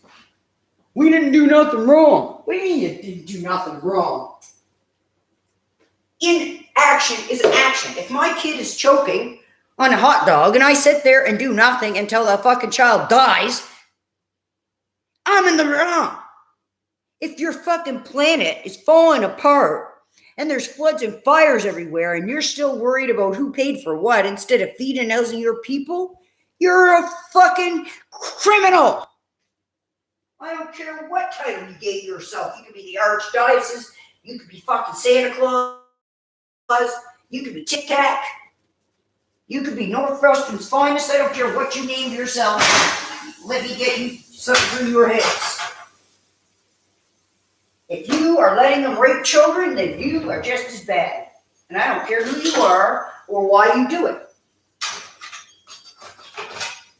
Stop using the Hells Angels to scare people down here in Nova Scotia because they don't want you to. I don't remember them asking to have me killed or I'd be dead. I remember them protecting me from my father and my uncles. That's what I do remember. Why do you think I didn't tell on any drug dealers or anything? Not because I respect that dumb rat piece of shit, Google. It's because they fucking protected me from my family. And then I get to this hellhole, and you've got cops who claim that they're there to protect you, but they're obviously there to pull your hair, strap you in a restraint chair, scream in your fucking face, and then pay people to beat the fuck out of you. Ultimately, if I don't get my record from Burnside, I'll burn the goddamn place down. You don't need a Burnside jail because people are dying there and they're all kids. In there fucking murdering people and allowing it, you piece of shit government. Get no respect, and you're an illegal government, so don't even come to my house because your cops aren't. If your cops come here, it's not going to be good for them. And if you think that arresting you will make it go away, it won't. As a matter of fact, it'll make it worse. War's on. You don't want to fucking hold yourselves accountable. You didn't do nothing wrong. You did.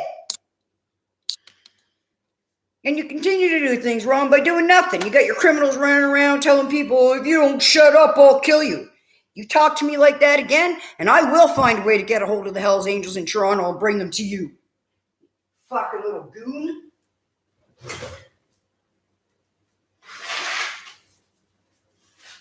Now, I posted all the information on the Goldler family and everything. This is what Nova Scotia's fighting for. The right to be able to fuck their own kids.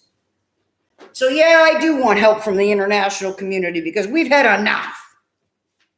Fuck the government. There's more fucking labor workers, more Hells Angels, more gang members than there are governments. There's more musicians that want change than there is people who want the status quo. We're done asking for your permission. At least I am. You give Cerise back to Ontario, or you allow her to make a choice and you make her know the truth before you do that. You tell her what you did. And you return her to her family should she choose to want to be there. Unfortunately, she probably suffers from the same Stockholm syndrome that half of fucking Canada suffers from. You cut her hair. You changed her name. You tied my tubes because you were mad I had a brown baby. You're evil, Family and Children's Services, Julie Patterson. I hope somebody does something with you. You fucking killed Antonio. You're the reason Antonio was murdered. I reported it to you because I trusted you. Because you told me that you really cared about children and my children would be safe. But I knew they weren't safe the day that Antonio was raped to death. Because if you didn't protect him, who knows what goons you sent her with. Sheldon and Willie were assaulted in the foster home, both physically and sexually, so I have to assume that you didn't do no better for Cerise and Sebastian. Al Nolan. Christina Wabashine. Fuck, I forget your sister's name, and she's probably going to be pissed off because we fucking partied quite a bit together. So, the Wabashine tribe. Your ancestor, your kinship, your blood, Sebastian, still has the name Sebastian. I don't know what his last name is Al Nolan's son. You should also help organize and go get Sebastian and bring him back to his burger. That's right, bring him back to safety. We don't know they're safe, and you can't really ask them because in Nova Scotia, they'll tell you they're safe, and then they end up hanging from a tree. Can't trust anybody in Nova Scotia. It's a dirty province. Come clean it up. The government wants to fucking play head games all the time. Come clean up the fucking Atlantic provinces, West provinces. And not just the Western provinces, fucking. At this point, you people fly all around the world to go on vacation. These people fly around the world to go fuck a 12-year-old boy. Come get them. You know what you could do, labor workers? Make it impossible for them to go anywhere. Shut down the airlines by not working.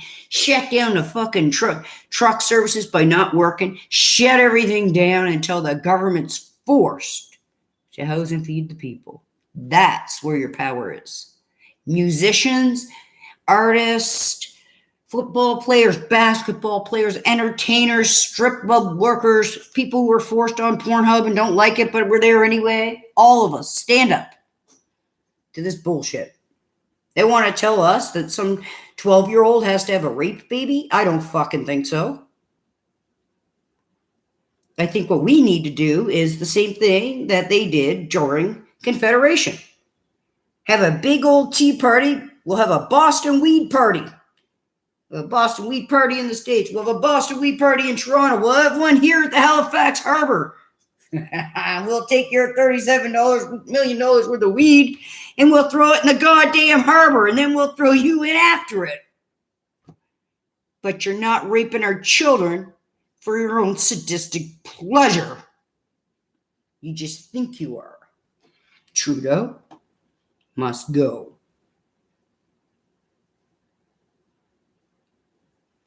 Did you really think I was going to let you get away with doing this shit to my kids? I will kill you. If you don't take care of your people, I'm going to have to start taking care of your people, Hell's Angels. This is your one chance to get me to stop bitching about your agency. And the reason I'm bitching is because people down here, particularly the guy that lives right above my unit, and also the fucking Marriotts and the Melvins, have been joined together to antagonize me on purpose. When I first moved here, I was working full-time and I wasn't bothering anybody. I bought my weed at the online dispensaries. I had no reason to have a conflict. These people looked me up on the media and then decided to fucking antagonize me ever since I moved here, and they've been doing it. Come deal with your fucking rogue Hell's Angel members. Besides, do you really want them allowing children to be raped? And he left his daughter on the side of the road one day. He told her she couldn't be a rat. That's not the best way to teach your kid not to be a rat. She could have been kidnapped or raped or killed. So when you come down here to teach your Hell's Angel members things, make sure you teach them how to parent better. You can't leave your fucking kids on the side of the road, let babies fall off beds while you're doing cocaine. Put your fucking Coke straw down and watch the kids. Period. But they need to be told by other Hell's Angel members because I'm not white, so they're not going to listen to me. And I'm not a man, let's face it. But they'll listen to you. So come get them. They have no right to be telling people in your name that you said to rape and sodomize kids. And if you didn't, you owe it to your own faction to clear that up with people in the Black and Indigenous and mixed community. If you didn't tell these Lugans to rape our kids, then you stand up to them and you get on your bikes and you get driving. We'll see you in 48 hours. 48 hours from now, you can come and save the children. Because the government's not going to save them because those billionaires are paying their bills. They're never going to stop them, but you will. I believe you. I believe you will. I don't think we have as much bad blood between us as I would like to have thought. But I'm sure not going to let these fucking Lugans in Nova Scotia run around telling me every time I go for a cigarette or something that I can't be outside or, oh, you mentioned this, I'm going to have you taken care of. Listen, I didn't ask you to tell me none of your criminal shit. I went out to have a smoke. You don't need to brag about none of your criminal fucking activity. Get a fucking therapist if you want to brag about your criminal activity. Stop telling it to us. The Hells Angels in Toronto, I asked them not to tell me and they stopped telling me. That way I can't accidentally tell on you. But you don't get that. Instead, you got to sit out there and brag like some 13-year-old boy. Get your bitches in line, Toronto. Durham region, get your bitches in line. These little fucking Hells Angels raping children are doing it in your name. They're your little bitches. Get your bitches in line. I ain't gonna tolerate no more of this from none of you idiots in society. He said, she said, it's not my fault. It's not this person's fault. Follow your own rules. And as a matter of fact, I think I'll put on the fucking documentary that explains your rules so that your other Hells Angel members can learn their own fucking rules that they don't know. You ever fucking touch my fucking children again, we will kill you.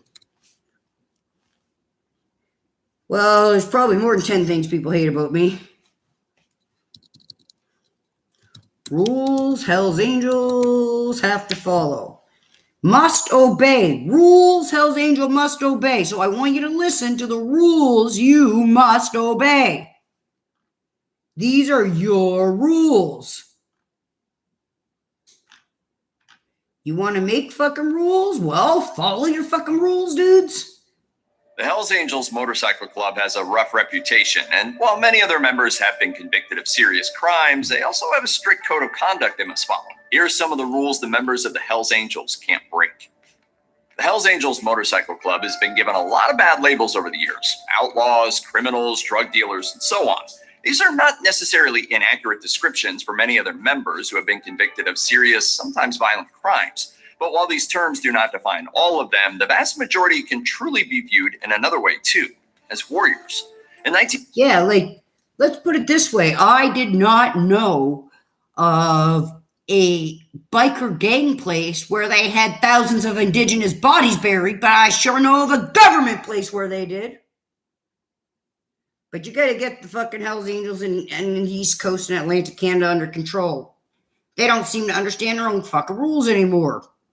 1948, World War II veterans created the Hells Angels Motorcycle Club when they were growing restless in peacetime, and surplus bikes from the military were dirt cheap. Hells Angels also originally came from the popular nickname for Bomber Squadron, so the organization has a strong military foundation. And like them or not, warriors are known to live by a code. There are few who know the Hells Angels better than former president of the Oakland, California chapter, Ralph "Sonny" Barger. And in his book, Hell's Angel, The Life and Times of Sonny Barger, he says the motorcycle club tries to live by as few rules as it can. But the rules they do have are vital to the survival of the club. This means that if a member breaks the most important parts of the code, there are severe consequences. Yes, that's my Some point. are simply expelled and forced to abandon everything they know.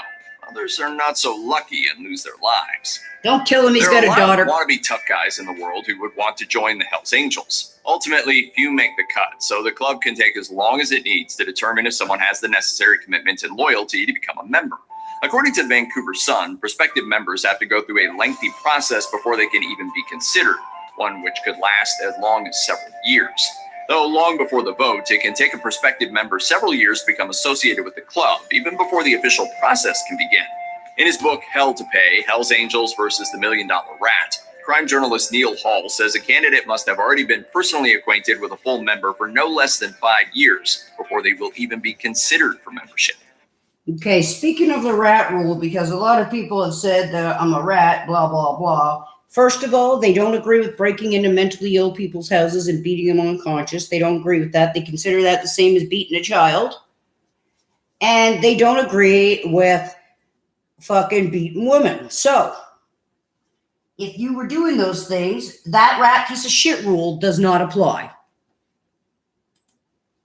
Acquaintances who qualify can then try to become what is called an official friend if they have a sponsor and win unanimous approval in their first chapter vote. The next stages can still take years as candidates move up to what is known as hangarounds and then prospects before the final vote takes place for full membership. Like the warriors of old, the Hells Angels rush into battle displaying their fine heraldry and insignia. However, there is certainly a modern twist to the bikers' iconic imagery, meaning that the founders of the club have the sense to fully trademark the now classic symbols called patches and protect them with copyright law. This way, bikers don't always need to protect their IP with violence or intimidation. The gang strictly forbids anyone from wearing their insignia, and most obey the rules, whether it's out of fear from legal repercussions or simply just not wanting to get beat up. As Sonny Barger says in his book, members are willing to fight for their club and the symbols that represent it as well. So if someone was caught wearing a patch without being a member, he will certainly get his butt kicked. The members of the club proudly display the Hells Angel logo and Death Head's winged skull insignia on their vests and jackets almost anywhere they go. In fact, they have to. According to the Duluth News Tribune, the club mandates its members to wear their patches and vests whenever they are together to show their commitment to the club. Just as soldiers depend on their comrades in battle, the Hells Angels know that other members will always be there for them when they're in trouble. Hells Angels president George Christie, who talked about his experience in a History Channel docuseries, said the main rule is always to back other members. The support is there even if it could lead to violent, bloody encounters. The number one rule of the Hells Angel Code is always back your brothers. Christie learned the importance of this rule in 1976 before he was even a Hells Angel. When he was a prospect for the Los Angeles chapter, an outsider with a bad attitude angered the club president known as Old Man John. So John hit him several times and threatened to cut the man's throat with a knife, watching Christie as he did to gauge his reaction. John was testing me as much, if not more, than he was testing the individual. After seeing in his eyes that Christie was willing to back whatever action John took, the president was satisfied with the recruit. John then cut off the imposter's jacket and kicked him out of the bar. Club meetings are a vital part of the Hells Angels and are a forum to discuss all sorts of important business. But what is not talked about is any sort of illegal activity. The club's security is of utmost importance, so these subjects are completely avoided in official discussions. Christie said that even though the Hells Angels do not consider themselves a criminal organization, they still acknowledge that some of their members may be involved in activities outside the law. Because of this, no members are allowed to discuss these outside activities at the club or in any way that would tarnish the group's reputation. Yeah, so that George means Christie not claims on that the the front reason law step enforcement of your agencies apartment categorize the building, club as criminal dumbass. is because it is easier for them to target the organization as a whole rather than specific individuals within the club. If this is the case, it would be easy to see why it's so telling me difficult for the shit police that I to don't want to infiltrate the know. Hells Angels. Strict rules, the years-long membership process, the restrictions on speech and behavior, and the structured hierarchy of the club have created highly effective barriers to law enforcement. As a motorcycle club, the Hells Angels spend a considerable amount of time on their bikes and often travel together as a group. What are some of the qualifications for joining Hells Angels? Basically, the first one is to ride a motorcycle. With a chain of command similar to a paramilitary organization, the established hierarchy is respected at all times, which is clearly seen when they ride. As the fearless leader, the chapter president always rides in the front, even if that places him at the most risk for possible collisions. Tradition usually has the vice president traveling next, followed by the road captain and the sergeant of arms. Jerk chicken, However, after the everybody. chapter officers, the For the situation jerk is in your much more life. In our chaotic. case, it's our fucking Sergeant Roach prime is minister for automatic. hell. From that point back, it's a free-for-all drag race jockeying for position. After the first 10 spots are taken, the rest fall back in from there. And obviously, prospects are always in the back of the pack. To keep order while on the road, bikers tend to stick with a formation once it has been established. And since the Hells Angels never leave a brother behind, they often pull over together, especially if a member has been stopped by a cop. Before someone can even try to become a member, there are certain things that instantly disqualify a person. All roads in hell to pay that child molesters and rapists can never join the Hells Angels. The club also does not want their member to have any connection to law enforcement. This means that if someone took any steps to become a police officer or prison guard, there is no chance he can ever join. You see, that's why I reached out for your help, because it is a rule that you don't allow rapists and pedophiles. But in Nova Scotia, we have people using your name, saying they're Hells Angel members, forcing people to rape their own family and youth, and then fucking putting it on Pornhub and XXX and other places like that. So you need to come down here and you need to find out who the real Hells Angels are and who these fucking imposters are, because people can get killed for that and it's not fair. And it's not like they're just beating them up. You're talking about they're tying them up, they're gang raping them with like 12 people and torturing them, fucking sodomizing them to the point where their butthole fucking pops out. You need to come deal with your fucking people. You need to check out Pornhub and XXXX, and you then will know who the perps are. Come get them. Fuck the police. We don't need them. I don't want any more people telling me what crime they committed. I know your rules. Why are you idiots talking outside the clubhouse? Are you in the clubhouse when you're out having a smoke? No, you're not. You're out having a fucking cigarette? You can talk about other shit with people. There's all kinds of other random conversations you could have to make small talk. And even if you're committing your job or you're in the process of doing your illegal activity, that does not mean you have to inform me, even if I might know. There's a difference between me guessing and you fucking telling me and making me a goddamn witness that I don't want to be. And you get your bitches in line too. Your bitches shouldn't be out there telling the crimes you committed either. So Hells Angels, nobody's following your rules. Either you fucking enforce the rules or take them out. Club. He Even if it is found out that someone only applied for a law enforcement job, that still makes them unworthy to wear the patch. In Paul's estimation, it seems likely that this rule is in place to make it easier for the bikers to continue certain criminal activities without getting caught. Furthermore, loyalty means everything to the Hells Angels, so there is no way they would ever accept someone who has taken an oath for any other group or cause, even if it is to uphold the law. Well, here they have a fucking There are oath few to types of fucking people the Hells child Angels porn. despise more than the ones who leak the private business of the club or its members to law enforcement. Paul wrote in Hell to Pay that the club also forbids snitches and rats from ever becoming members, another obvious way to protect the club. Sonny Barger does not want to mince words when describing these types in his book. He wrote, "Most rats are loud-talking bullies who like to push people around and talk tough when the club surrounds them. They thump their chests and yell about how much they love the club and how they're going to be with us for the rest of their lives." He goes on to note that when and if they do get in trouble, they rat on their brothers to save their own skins. Barger says that because brotherhood and loyalty is so important to the club, a rat is the true enemy. The initiation process of the Hells Angels is so long and thorough because it's meant to attract the most loyal members possible. So the Hells Angels do not officially recognize any retirement from the club and expect members to stay for life. A chapter becomes a member's new family, and his brothers gather to honor his memory when he dies. Sonny Barger points out in his book that early on, the cops would mock the bikers for their mile-long processions during the funerals of deceased members, but now that is common practice almost everywhere. However, the club acknowledges that some members have been forced to disassociate themselves due to problems with the law. Other members have been expelled for breaking the club's code. For some of these men, getting kicked out is not enough of a punishment. The Duluth News-Tribune reported that some have had their Hells Angels-themed tattoos burned off. There are also members who have resigned and were forced to return anything with the Hells Angels name or death head insignia. One of the most famous examples of this is the retirement of George Christie. According to the former member, he explained his reasonings for quitting and thought he left on good terms with the club. However, Christie told Vice that he was shocked weeks later to discover that he was not in good standing. The result was the end of all contact with men that used to consider him a brother. The Hells Angels do not want their private business to be known publicly, so as a precaution, members are not allowed to talk to the media. This is just another one of the many steps the club takes to retain their secrecy and security. It is important for them to keep personal information about members safe from reporters, but Sonny Barger admits that there are other rules and parts of the Hells Angels code that will never be released to the public.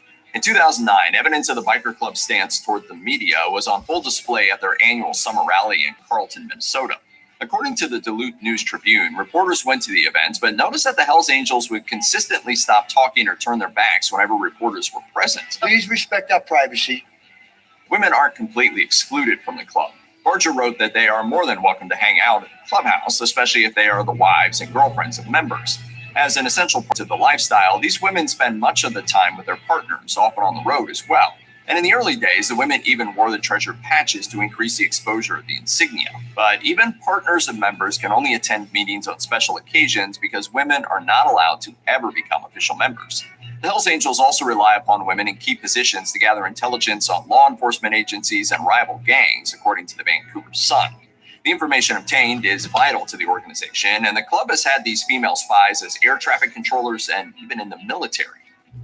The Hells Angels have been very open about their use of drugs like weed and booze for quite some time. However, members are supposed to follow guidelines in order to limit some of the chaos that comes with drug use. The club forbids the use of heroin and needles because it damages the reputation of the club. Other rules are more specific for certain circumstances. Sonny Barger wrote that smoking weed or even cigarettes is prohibited during meetings, and especially if some members are under parole, probation, or might get drug tested, no one should spike the booze because nobody wants to get messed up unexpectedly. For a time, the club also banned stealing from drug dealers during transactions, operations known as drug don't steal burns, from drug because dealers. stealing damages the reputation of the club. However, the former chapter president claims that this is no longer a rule because the cops have used it against them too many times to make criminal charges against the organization. Check out one of our newest videos right here. Plus, even more grunge videos about your favorite stuff are coming soon. Subscribe to our YouTube channel. Okay, gangsters of Spryfield, listen up. You are not the boss of me. I am the boss of Cerise. You're not even the boss of yourselves. You don't tell other people if they can go inside or not. You don't tell them things that you do criminally so you can have the excuse to call for a rat. I didn't ask you to tell me none of your shit. I don't need to know.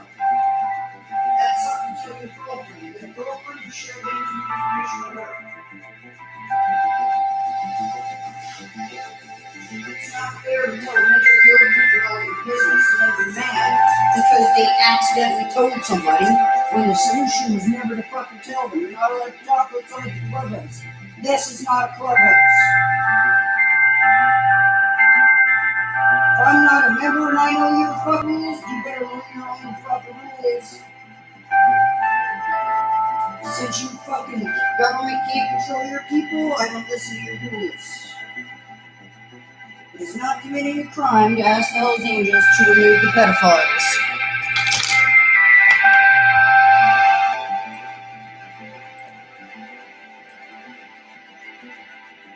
You don't want to deal with your criminals, we'll deal with them for you.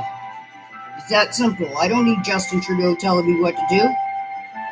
Justin Trudeau wore a blackface. Even the fucking Hells Angels weren't stupid enough to run around with a blackface.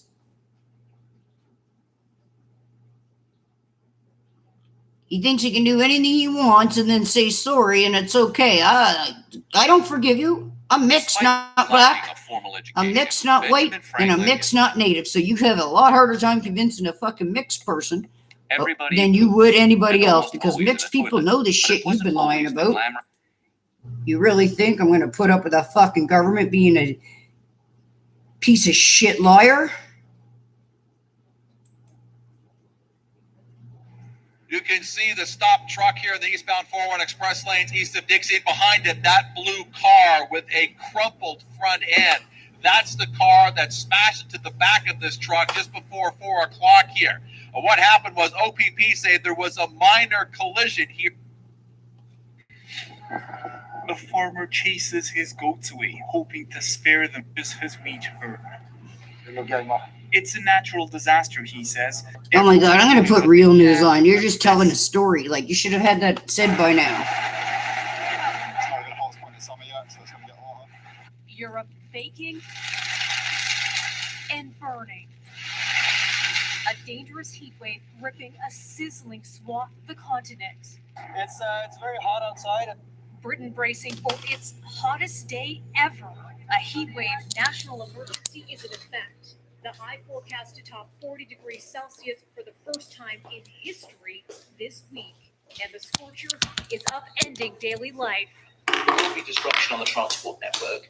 The British minister in charge of government coordination urging people to work from home and stay put if possible. This in a country with little air conditioning. Some flights suspended.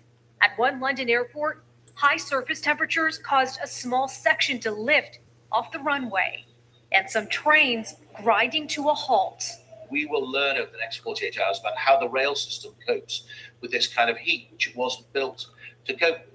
A terrifying scene on board this train in Spain. Wildfires raging Monday on both sides of the track. Flames also spreading quickly in parts of France and Portugal as searing heat and dry conditions fuel the infernos. Hundreds of deaths linked to the extreme weather.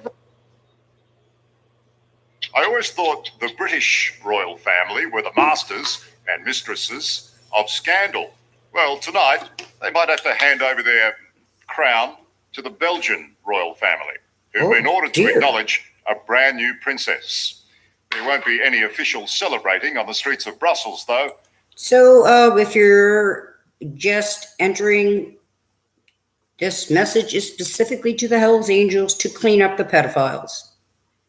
If you want to know what I'm talking about, go to Pornhub, go to XXXX, type in Google family sex, type that in Google search, and I guarantee you will find the information that's needed to start tracking these fucking nasty people down. I reported it to the FBI, I reported it to the government, and those youth are still on there. You know what to do. We will not have pedophiles in this country. Justin Trudeau can go to hell. You think you can have pedophiles, but you're just fucking wrong.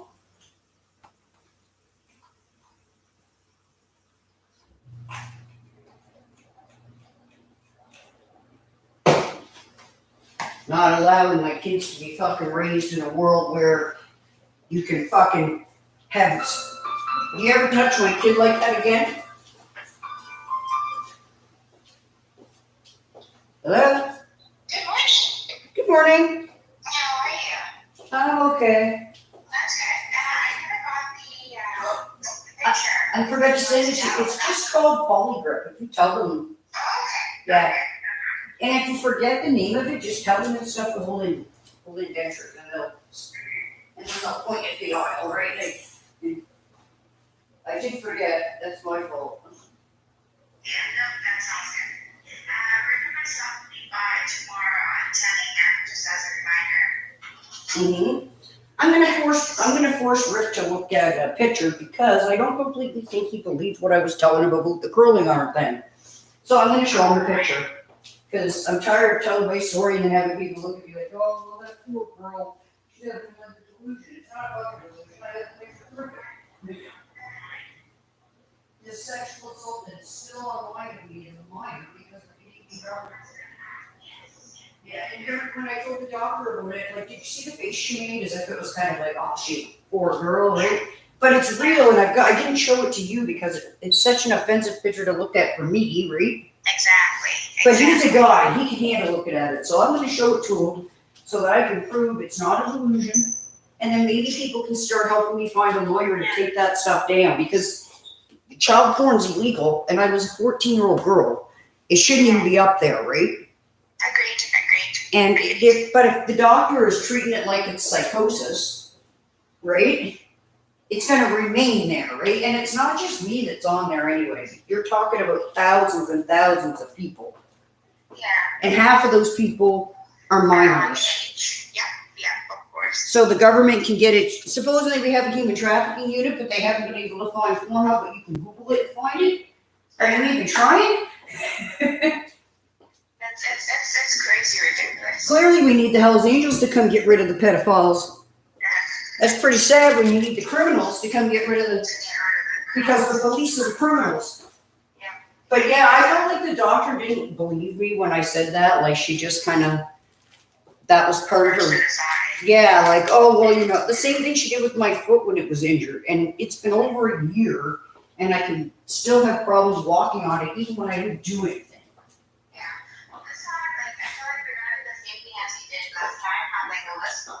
And one of the things would be the foot. And with my knee being near, we won't allow one to just brush it aside. And I would like to provide the picture to Rick so that he can show it to her so that she can see this really happened to me. Now can you start treating me like a patient who knows what's going on in their own life and not assuming that everything I say is a psychotic delusion, right? Because I'm sure George Floyd would have went off as a psychotic delusion if it wasn't filmed.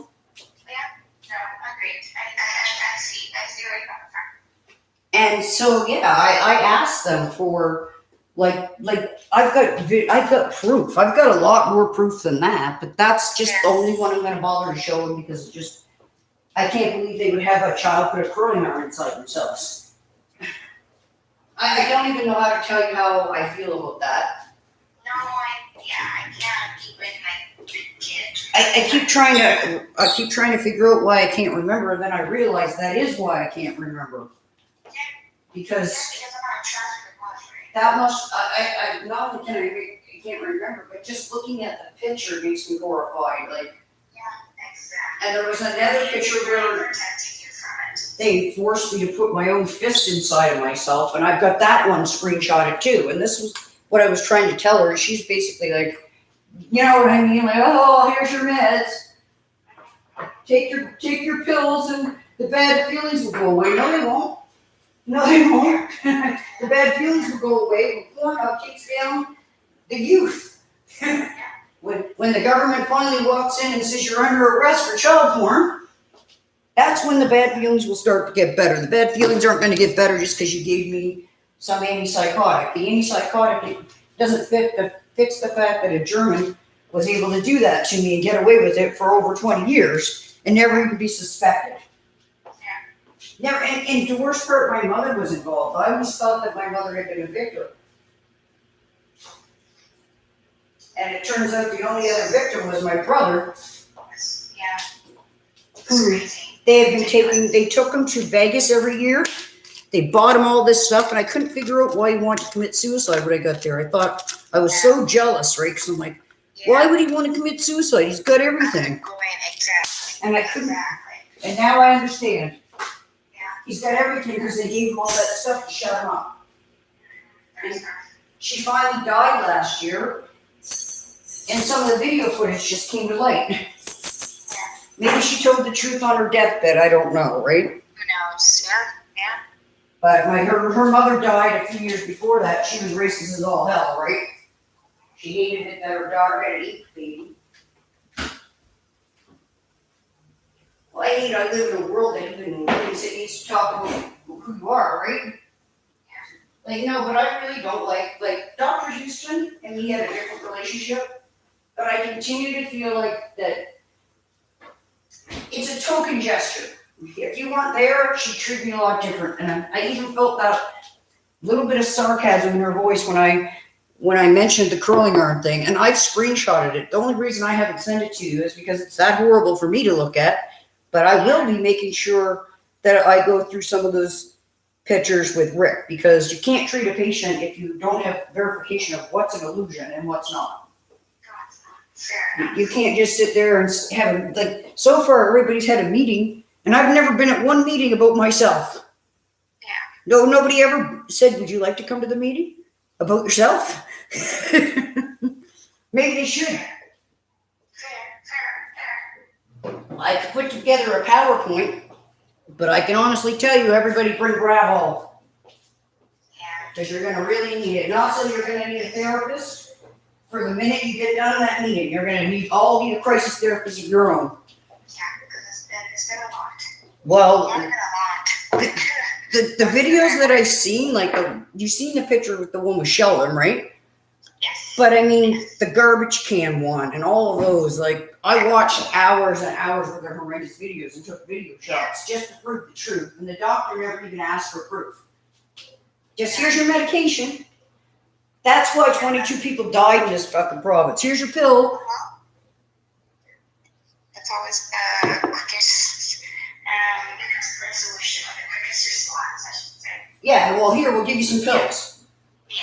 Well, thanks. The pills are really helping. I don't feel any better. I feel exactly the same as I did yesterday. I don't have any money. The social services worker hasn't called me back, even though I've called her several times. Do you remember her name? Kathleen. And apparently they told me I had to go to Truro. Like, why would they send me to Truro?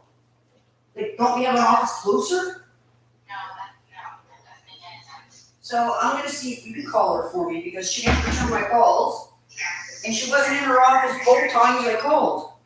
Do you have like her exact number, or it's just like a? Actually, I think I do, because I wrote it down yesterday again, because I was on the other line for like an hour, but this is just getting to be ridiculous. Like, I'm already eligible to get a new worker. Like, get a new worker if she's too busy, right? Like,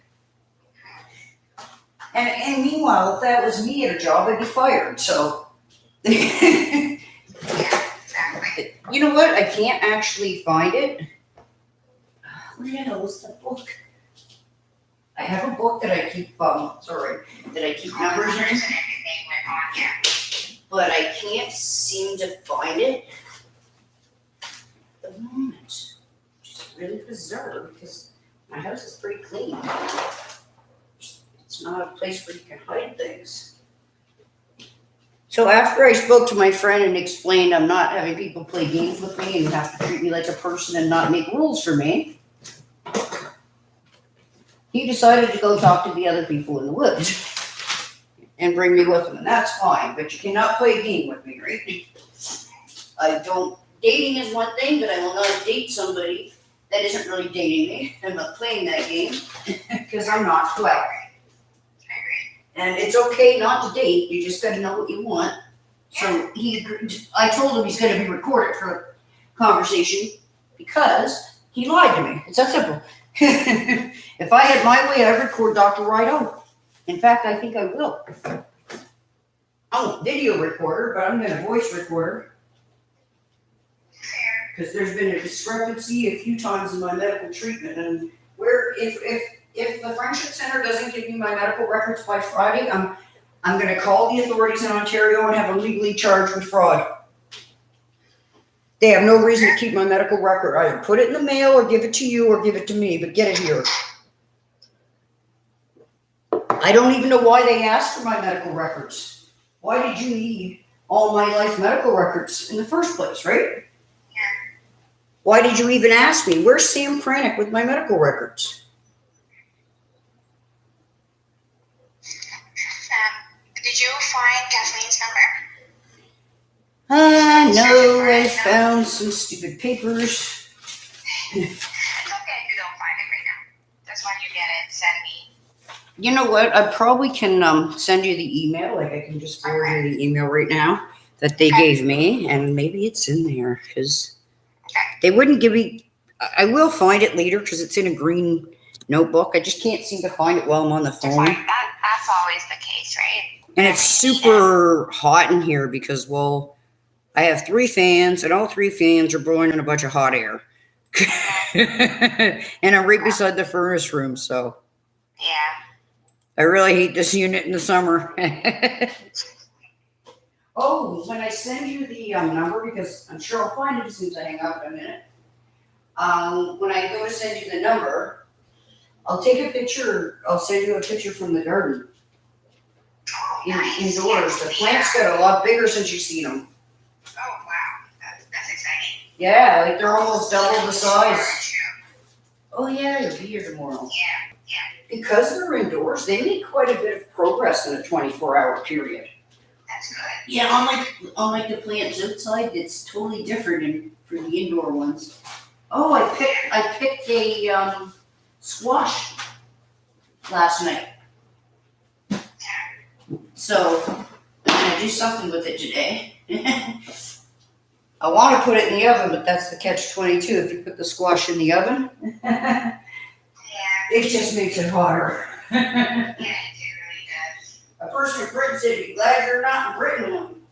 Hey, you guys deserve what you get running around the world, kidnapping slaves, polluting the environment, not helping anybody but yourselves.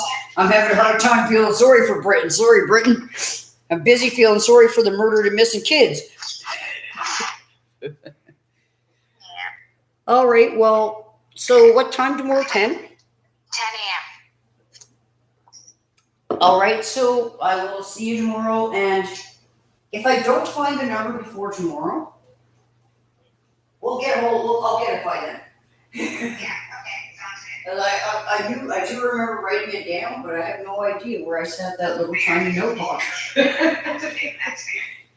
All right. Okay, see you tomorrow. Okay, thanks, bye.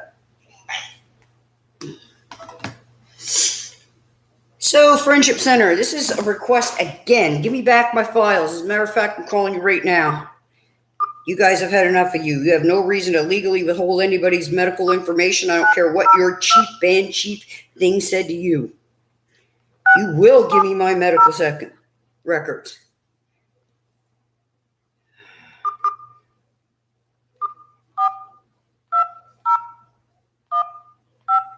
You have no legal right to withhold somebody else's medical information. I don't know why you're doing it, what skeevy business you're up to, but you will release my records to me or you will be criminally charged. Hi. Hi.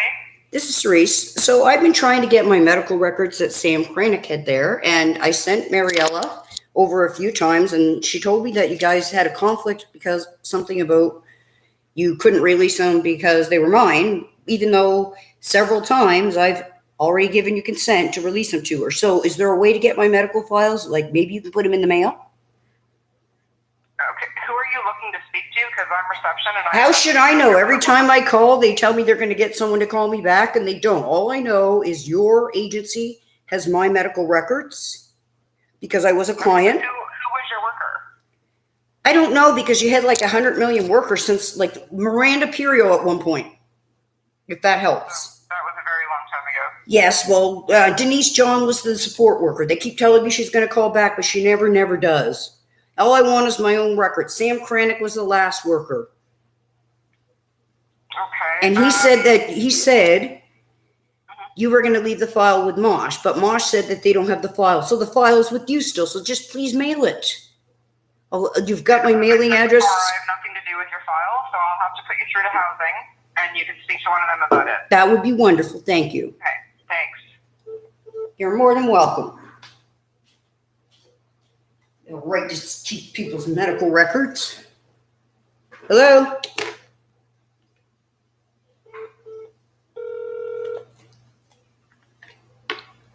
Hello?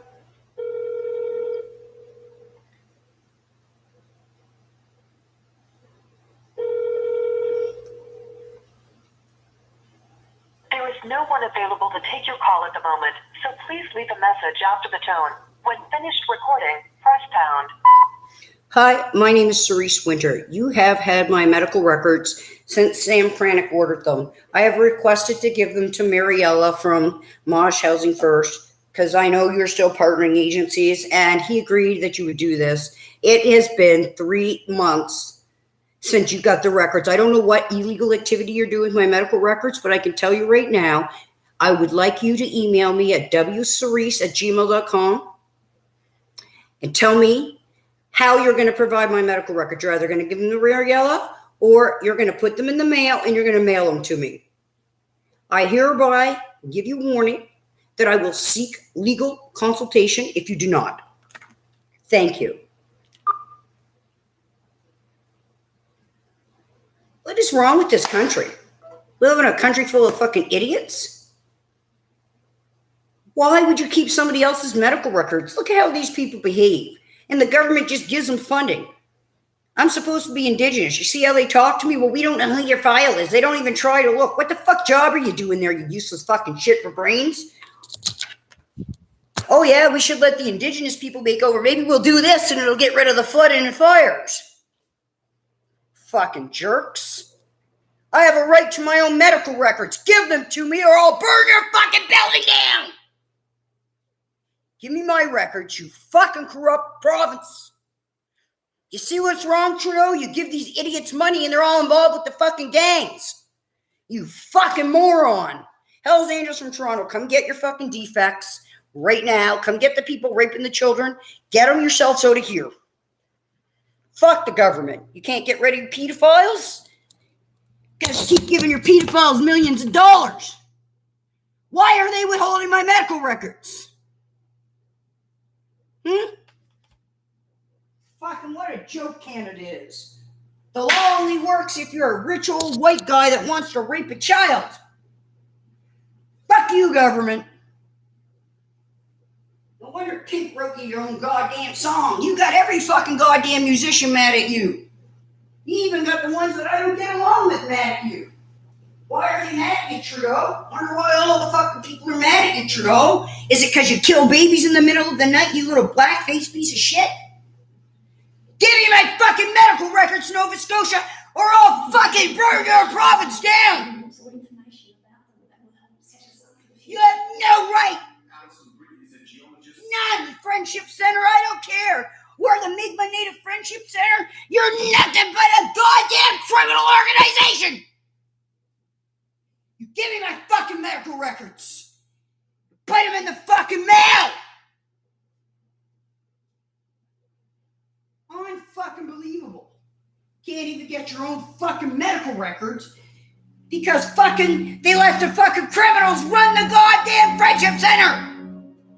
And for that matter, so they let them run Mosh too.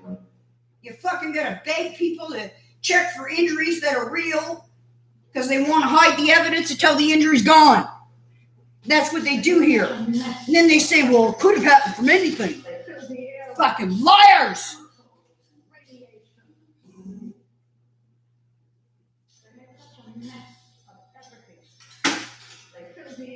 Get my daughter away from these shit for brains. You give me my medical records, or I'll fucking get rid of your goddamn Friendship Center. You understand that? You want to hide the evidence that Andy raped and tortured me? Fuck you!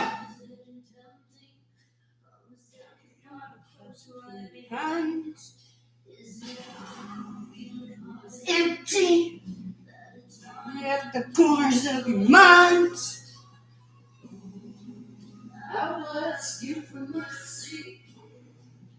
I will come near blind.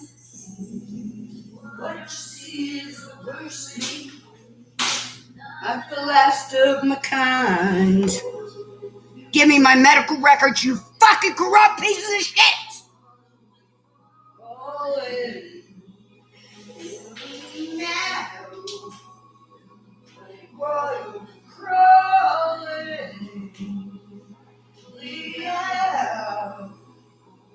This is what's happening to Canada. Bye! We don't need Canada to be a country for the land and area to still exist. We can easily be run by Australia or Germany or Denmark or Sweden.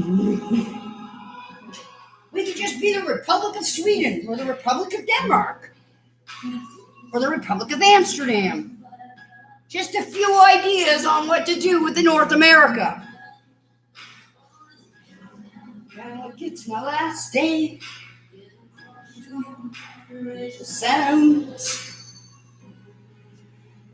will ask you for mercy. I will come to you blind. What you see is the worst me, not the last of my kind. Oh, my world crawling.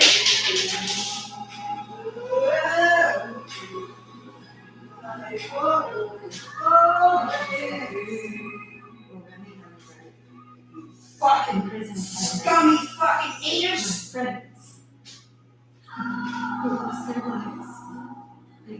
Everybody's a fucking idiot. Who the fuck puts a fucking cock up a child's ass, you fucking Andy Green?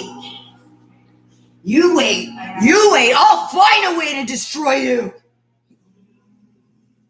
We will find you. And we will make you pay.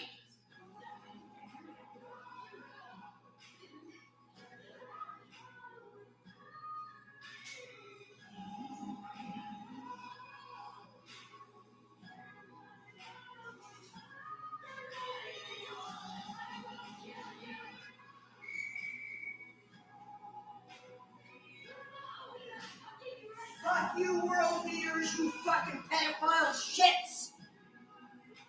You got our kids all fucking locked in ridiculous contracts so they can't tell the truth? Fuck you, Trudeau! You wanna wear a blackface? How about we beat you fucking black and blue? Then you'll be really black, you fucking Prime Minister! Everybody knows that you're loaded. Everybody knows with your fingers crossed. Everybody knows the war's over. Everybody knows the good guys lost. Everybody knows the fight was fixed. The poor stay poor, the rich stay rich. That's how it goes. What right do you have to keep my fucking paperwork? Why is the government giving you racist fucking funding to do this shit? Everybody knows that you Everybody knows that you be faithful. It'll take a year or two. And everybody knows. Everybody knows. Everybody knows. That's how it goes. Everybody knows. Everybody knows. Everybody knows. That's how it goes. Everybody knows. Take down Pornhub, Hells Angels, if you do it. Just tear up all the fucking internet cables until it's gone. And then come rescue little Cerise. And Sebastian. And Sheldon. And Willie. From the hell they call in Nova Scotia. Fucking lying shit from my curves. Eat shit and die. Fuck you, blackface Trudeau. Everybody knows. I'm coming to get my daughter. You people in PEI are better off to just hand her back. I tell you what, they don't want to get rid of the pedophiles. They want to make rules making it okay. Blow up all their gas stations and see how they get anywhere then. Pretty hard to drive around pimping no kids when they can't drive because they got no gas. Fucking creeps. Refuse to work their jobs. Refuse. Blow up their gas stations. Blow up their fucking churches. You want to rape kids? You like raping children, do you? Cool. You can burn in a fiery pit of hell.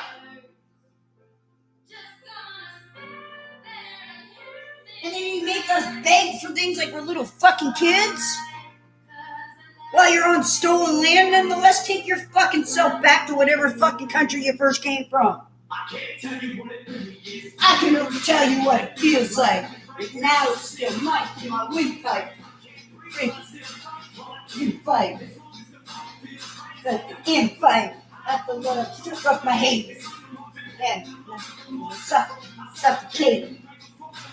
Trying to just hates me. She fucking hates me. Even you. I'm sorry, Eminem. I can't get into you.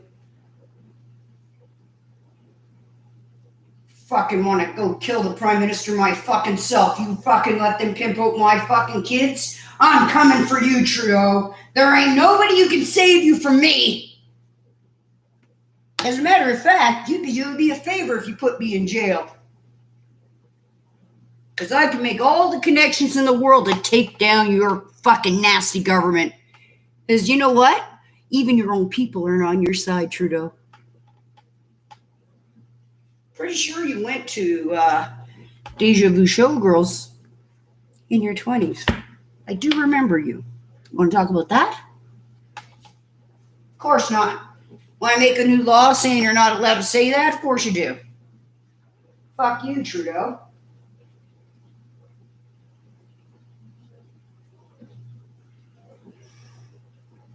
Crews battle latent fires again.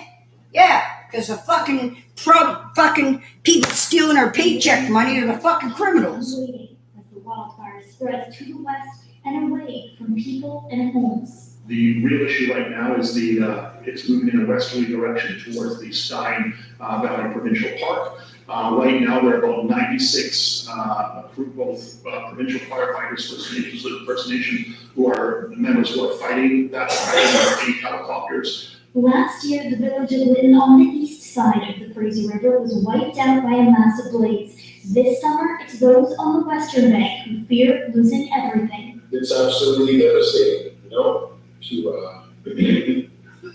just our members have been through a lot this past year, and to see the ones that weren't affected to be frontline affected now, and it's really hard to see,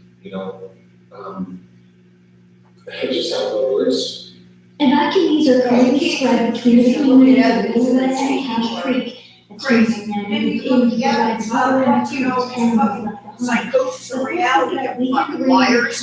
You can't get any medical treatment in Nova Scotia because they all lie for each other.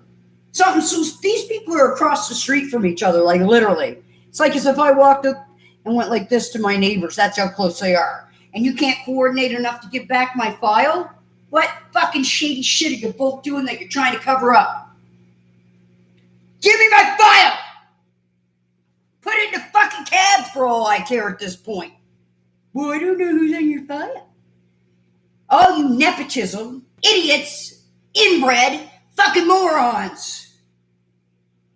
You Friendship Center people are the reason the North Preston gang harassed both me and my son. You and Cassandra Tonagalic. So let me tell you something. You think natives have a bad temper? You think blacks have a bad temper? You think whites have a bad temper? Can you imagine what it's like to have all three of those inside your head? I will give you 24 hours to return my paperwork before I start doing something way more drastic. You can't put us all in jail because you won't have enough room because, newsflash, fucking bastards, we outnumber you. Gen X against this bullshit. Ask for my medical records just so you can fucking destroy things in it? I can get them again, but I'm not paying to get them. I'm not asking again. You bring them to me or you go to jail for extortion. You got no right to keep people's fucking medical records, you fucking shit for brains. Whoever told you were allowed to do this shit fucking lied. Where the fuck is the United Nations? It might not be your fault you're inbred, but I'm getting mighty fucking sick and tired of the inbred pedophiles being in control. Rather it be Jerry Pleasant or fucking Cassandra Gallic or Regina or fucking Ben or whoever. You let all the good natives die like Willie. You only want to help the jerks. That's a thought. Mr. Daryl Tracy, no doubt in my mind you're involved in organized crime. I'll call you right out on your bullshit, chiefs. I noticed there's not a high amount of missing and murdered Indigenous chiefs. Just like there's not a high amount of your office workers going missing. You are supposed to be helping us, not fucking withholding our information. Give me my file, or I'll make your building go away. Even if I was in jail, I could still make your building go away. Do you know how many people you fucked over and forced into prostitution because of Martin? You sent them to live at Kennedy and Malika Drive knowing it was full of fucking violence and prostitution? You are nothing but shits. Nobody in this country knows how to do shit. So I'm asking for the international community to come deal with you fucktards. Because I'm really tired of being fucking angry all the time. Like something as simple as where's my medical record should have been like, oh, you can pick it up at this date. Oh, well, I don't know who's on it. Well, I don't know. What the fuck? Your job isn't to be a snarky bitch, you snarky bitch. You want to be treated with trauma-informed care, but you want to treat other people like shit. Maybe some of you guys don't have as much trauma as you're letting on, eh? Maybe the real thing is you just wanted the free money. I noticed you didn't seem to be fighting for black lives nearly as much as you were the fucking nasty old pedophile elders. Elders can be pedophiles too, you know? Fucking shit for brains. You got everybody around the world thinking there's a fucking cultural battle. There's a battle, all right, between the old fucking hags of the world and the rest of us. Because you fucking got old and all of a sudden you decided to control someone else's pussy? I don't fucking think so. You got old and you got jealous because someone was in love and you never read love, so you decided to destroy them? That's your fucking problem. Sylvia Pleasant George. Juanita. Georgina. Margie. Edie. Jerry. Kenny. Richard. Wallace. Vincent, and all of your fucking inbred babies. Stay the fuck away from me and never come near me again. Tired of this shit.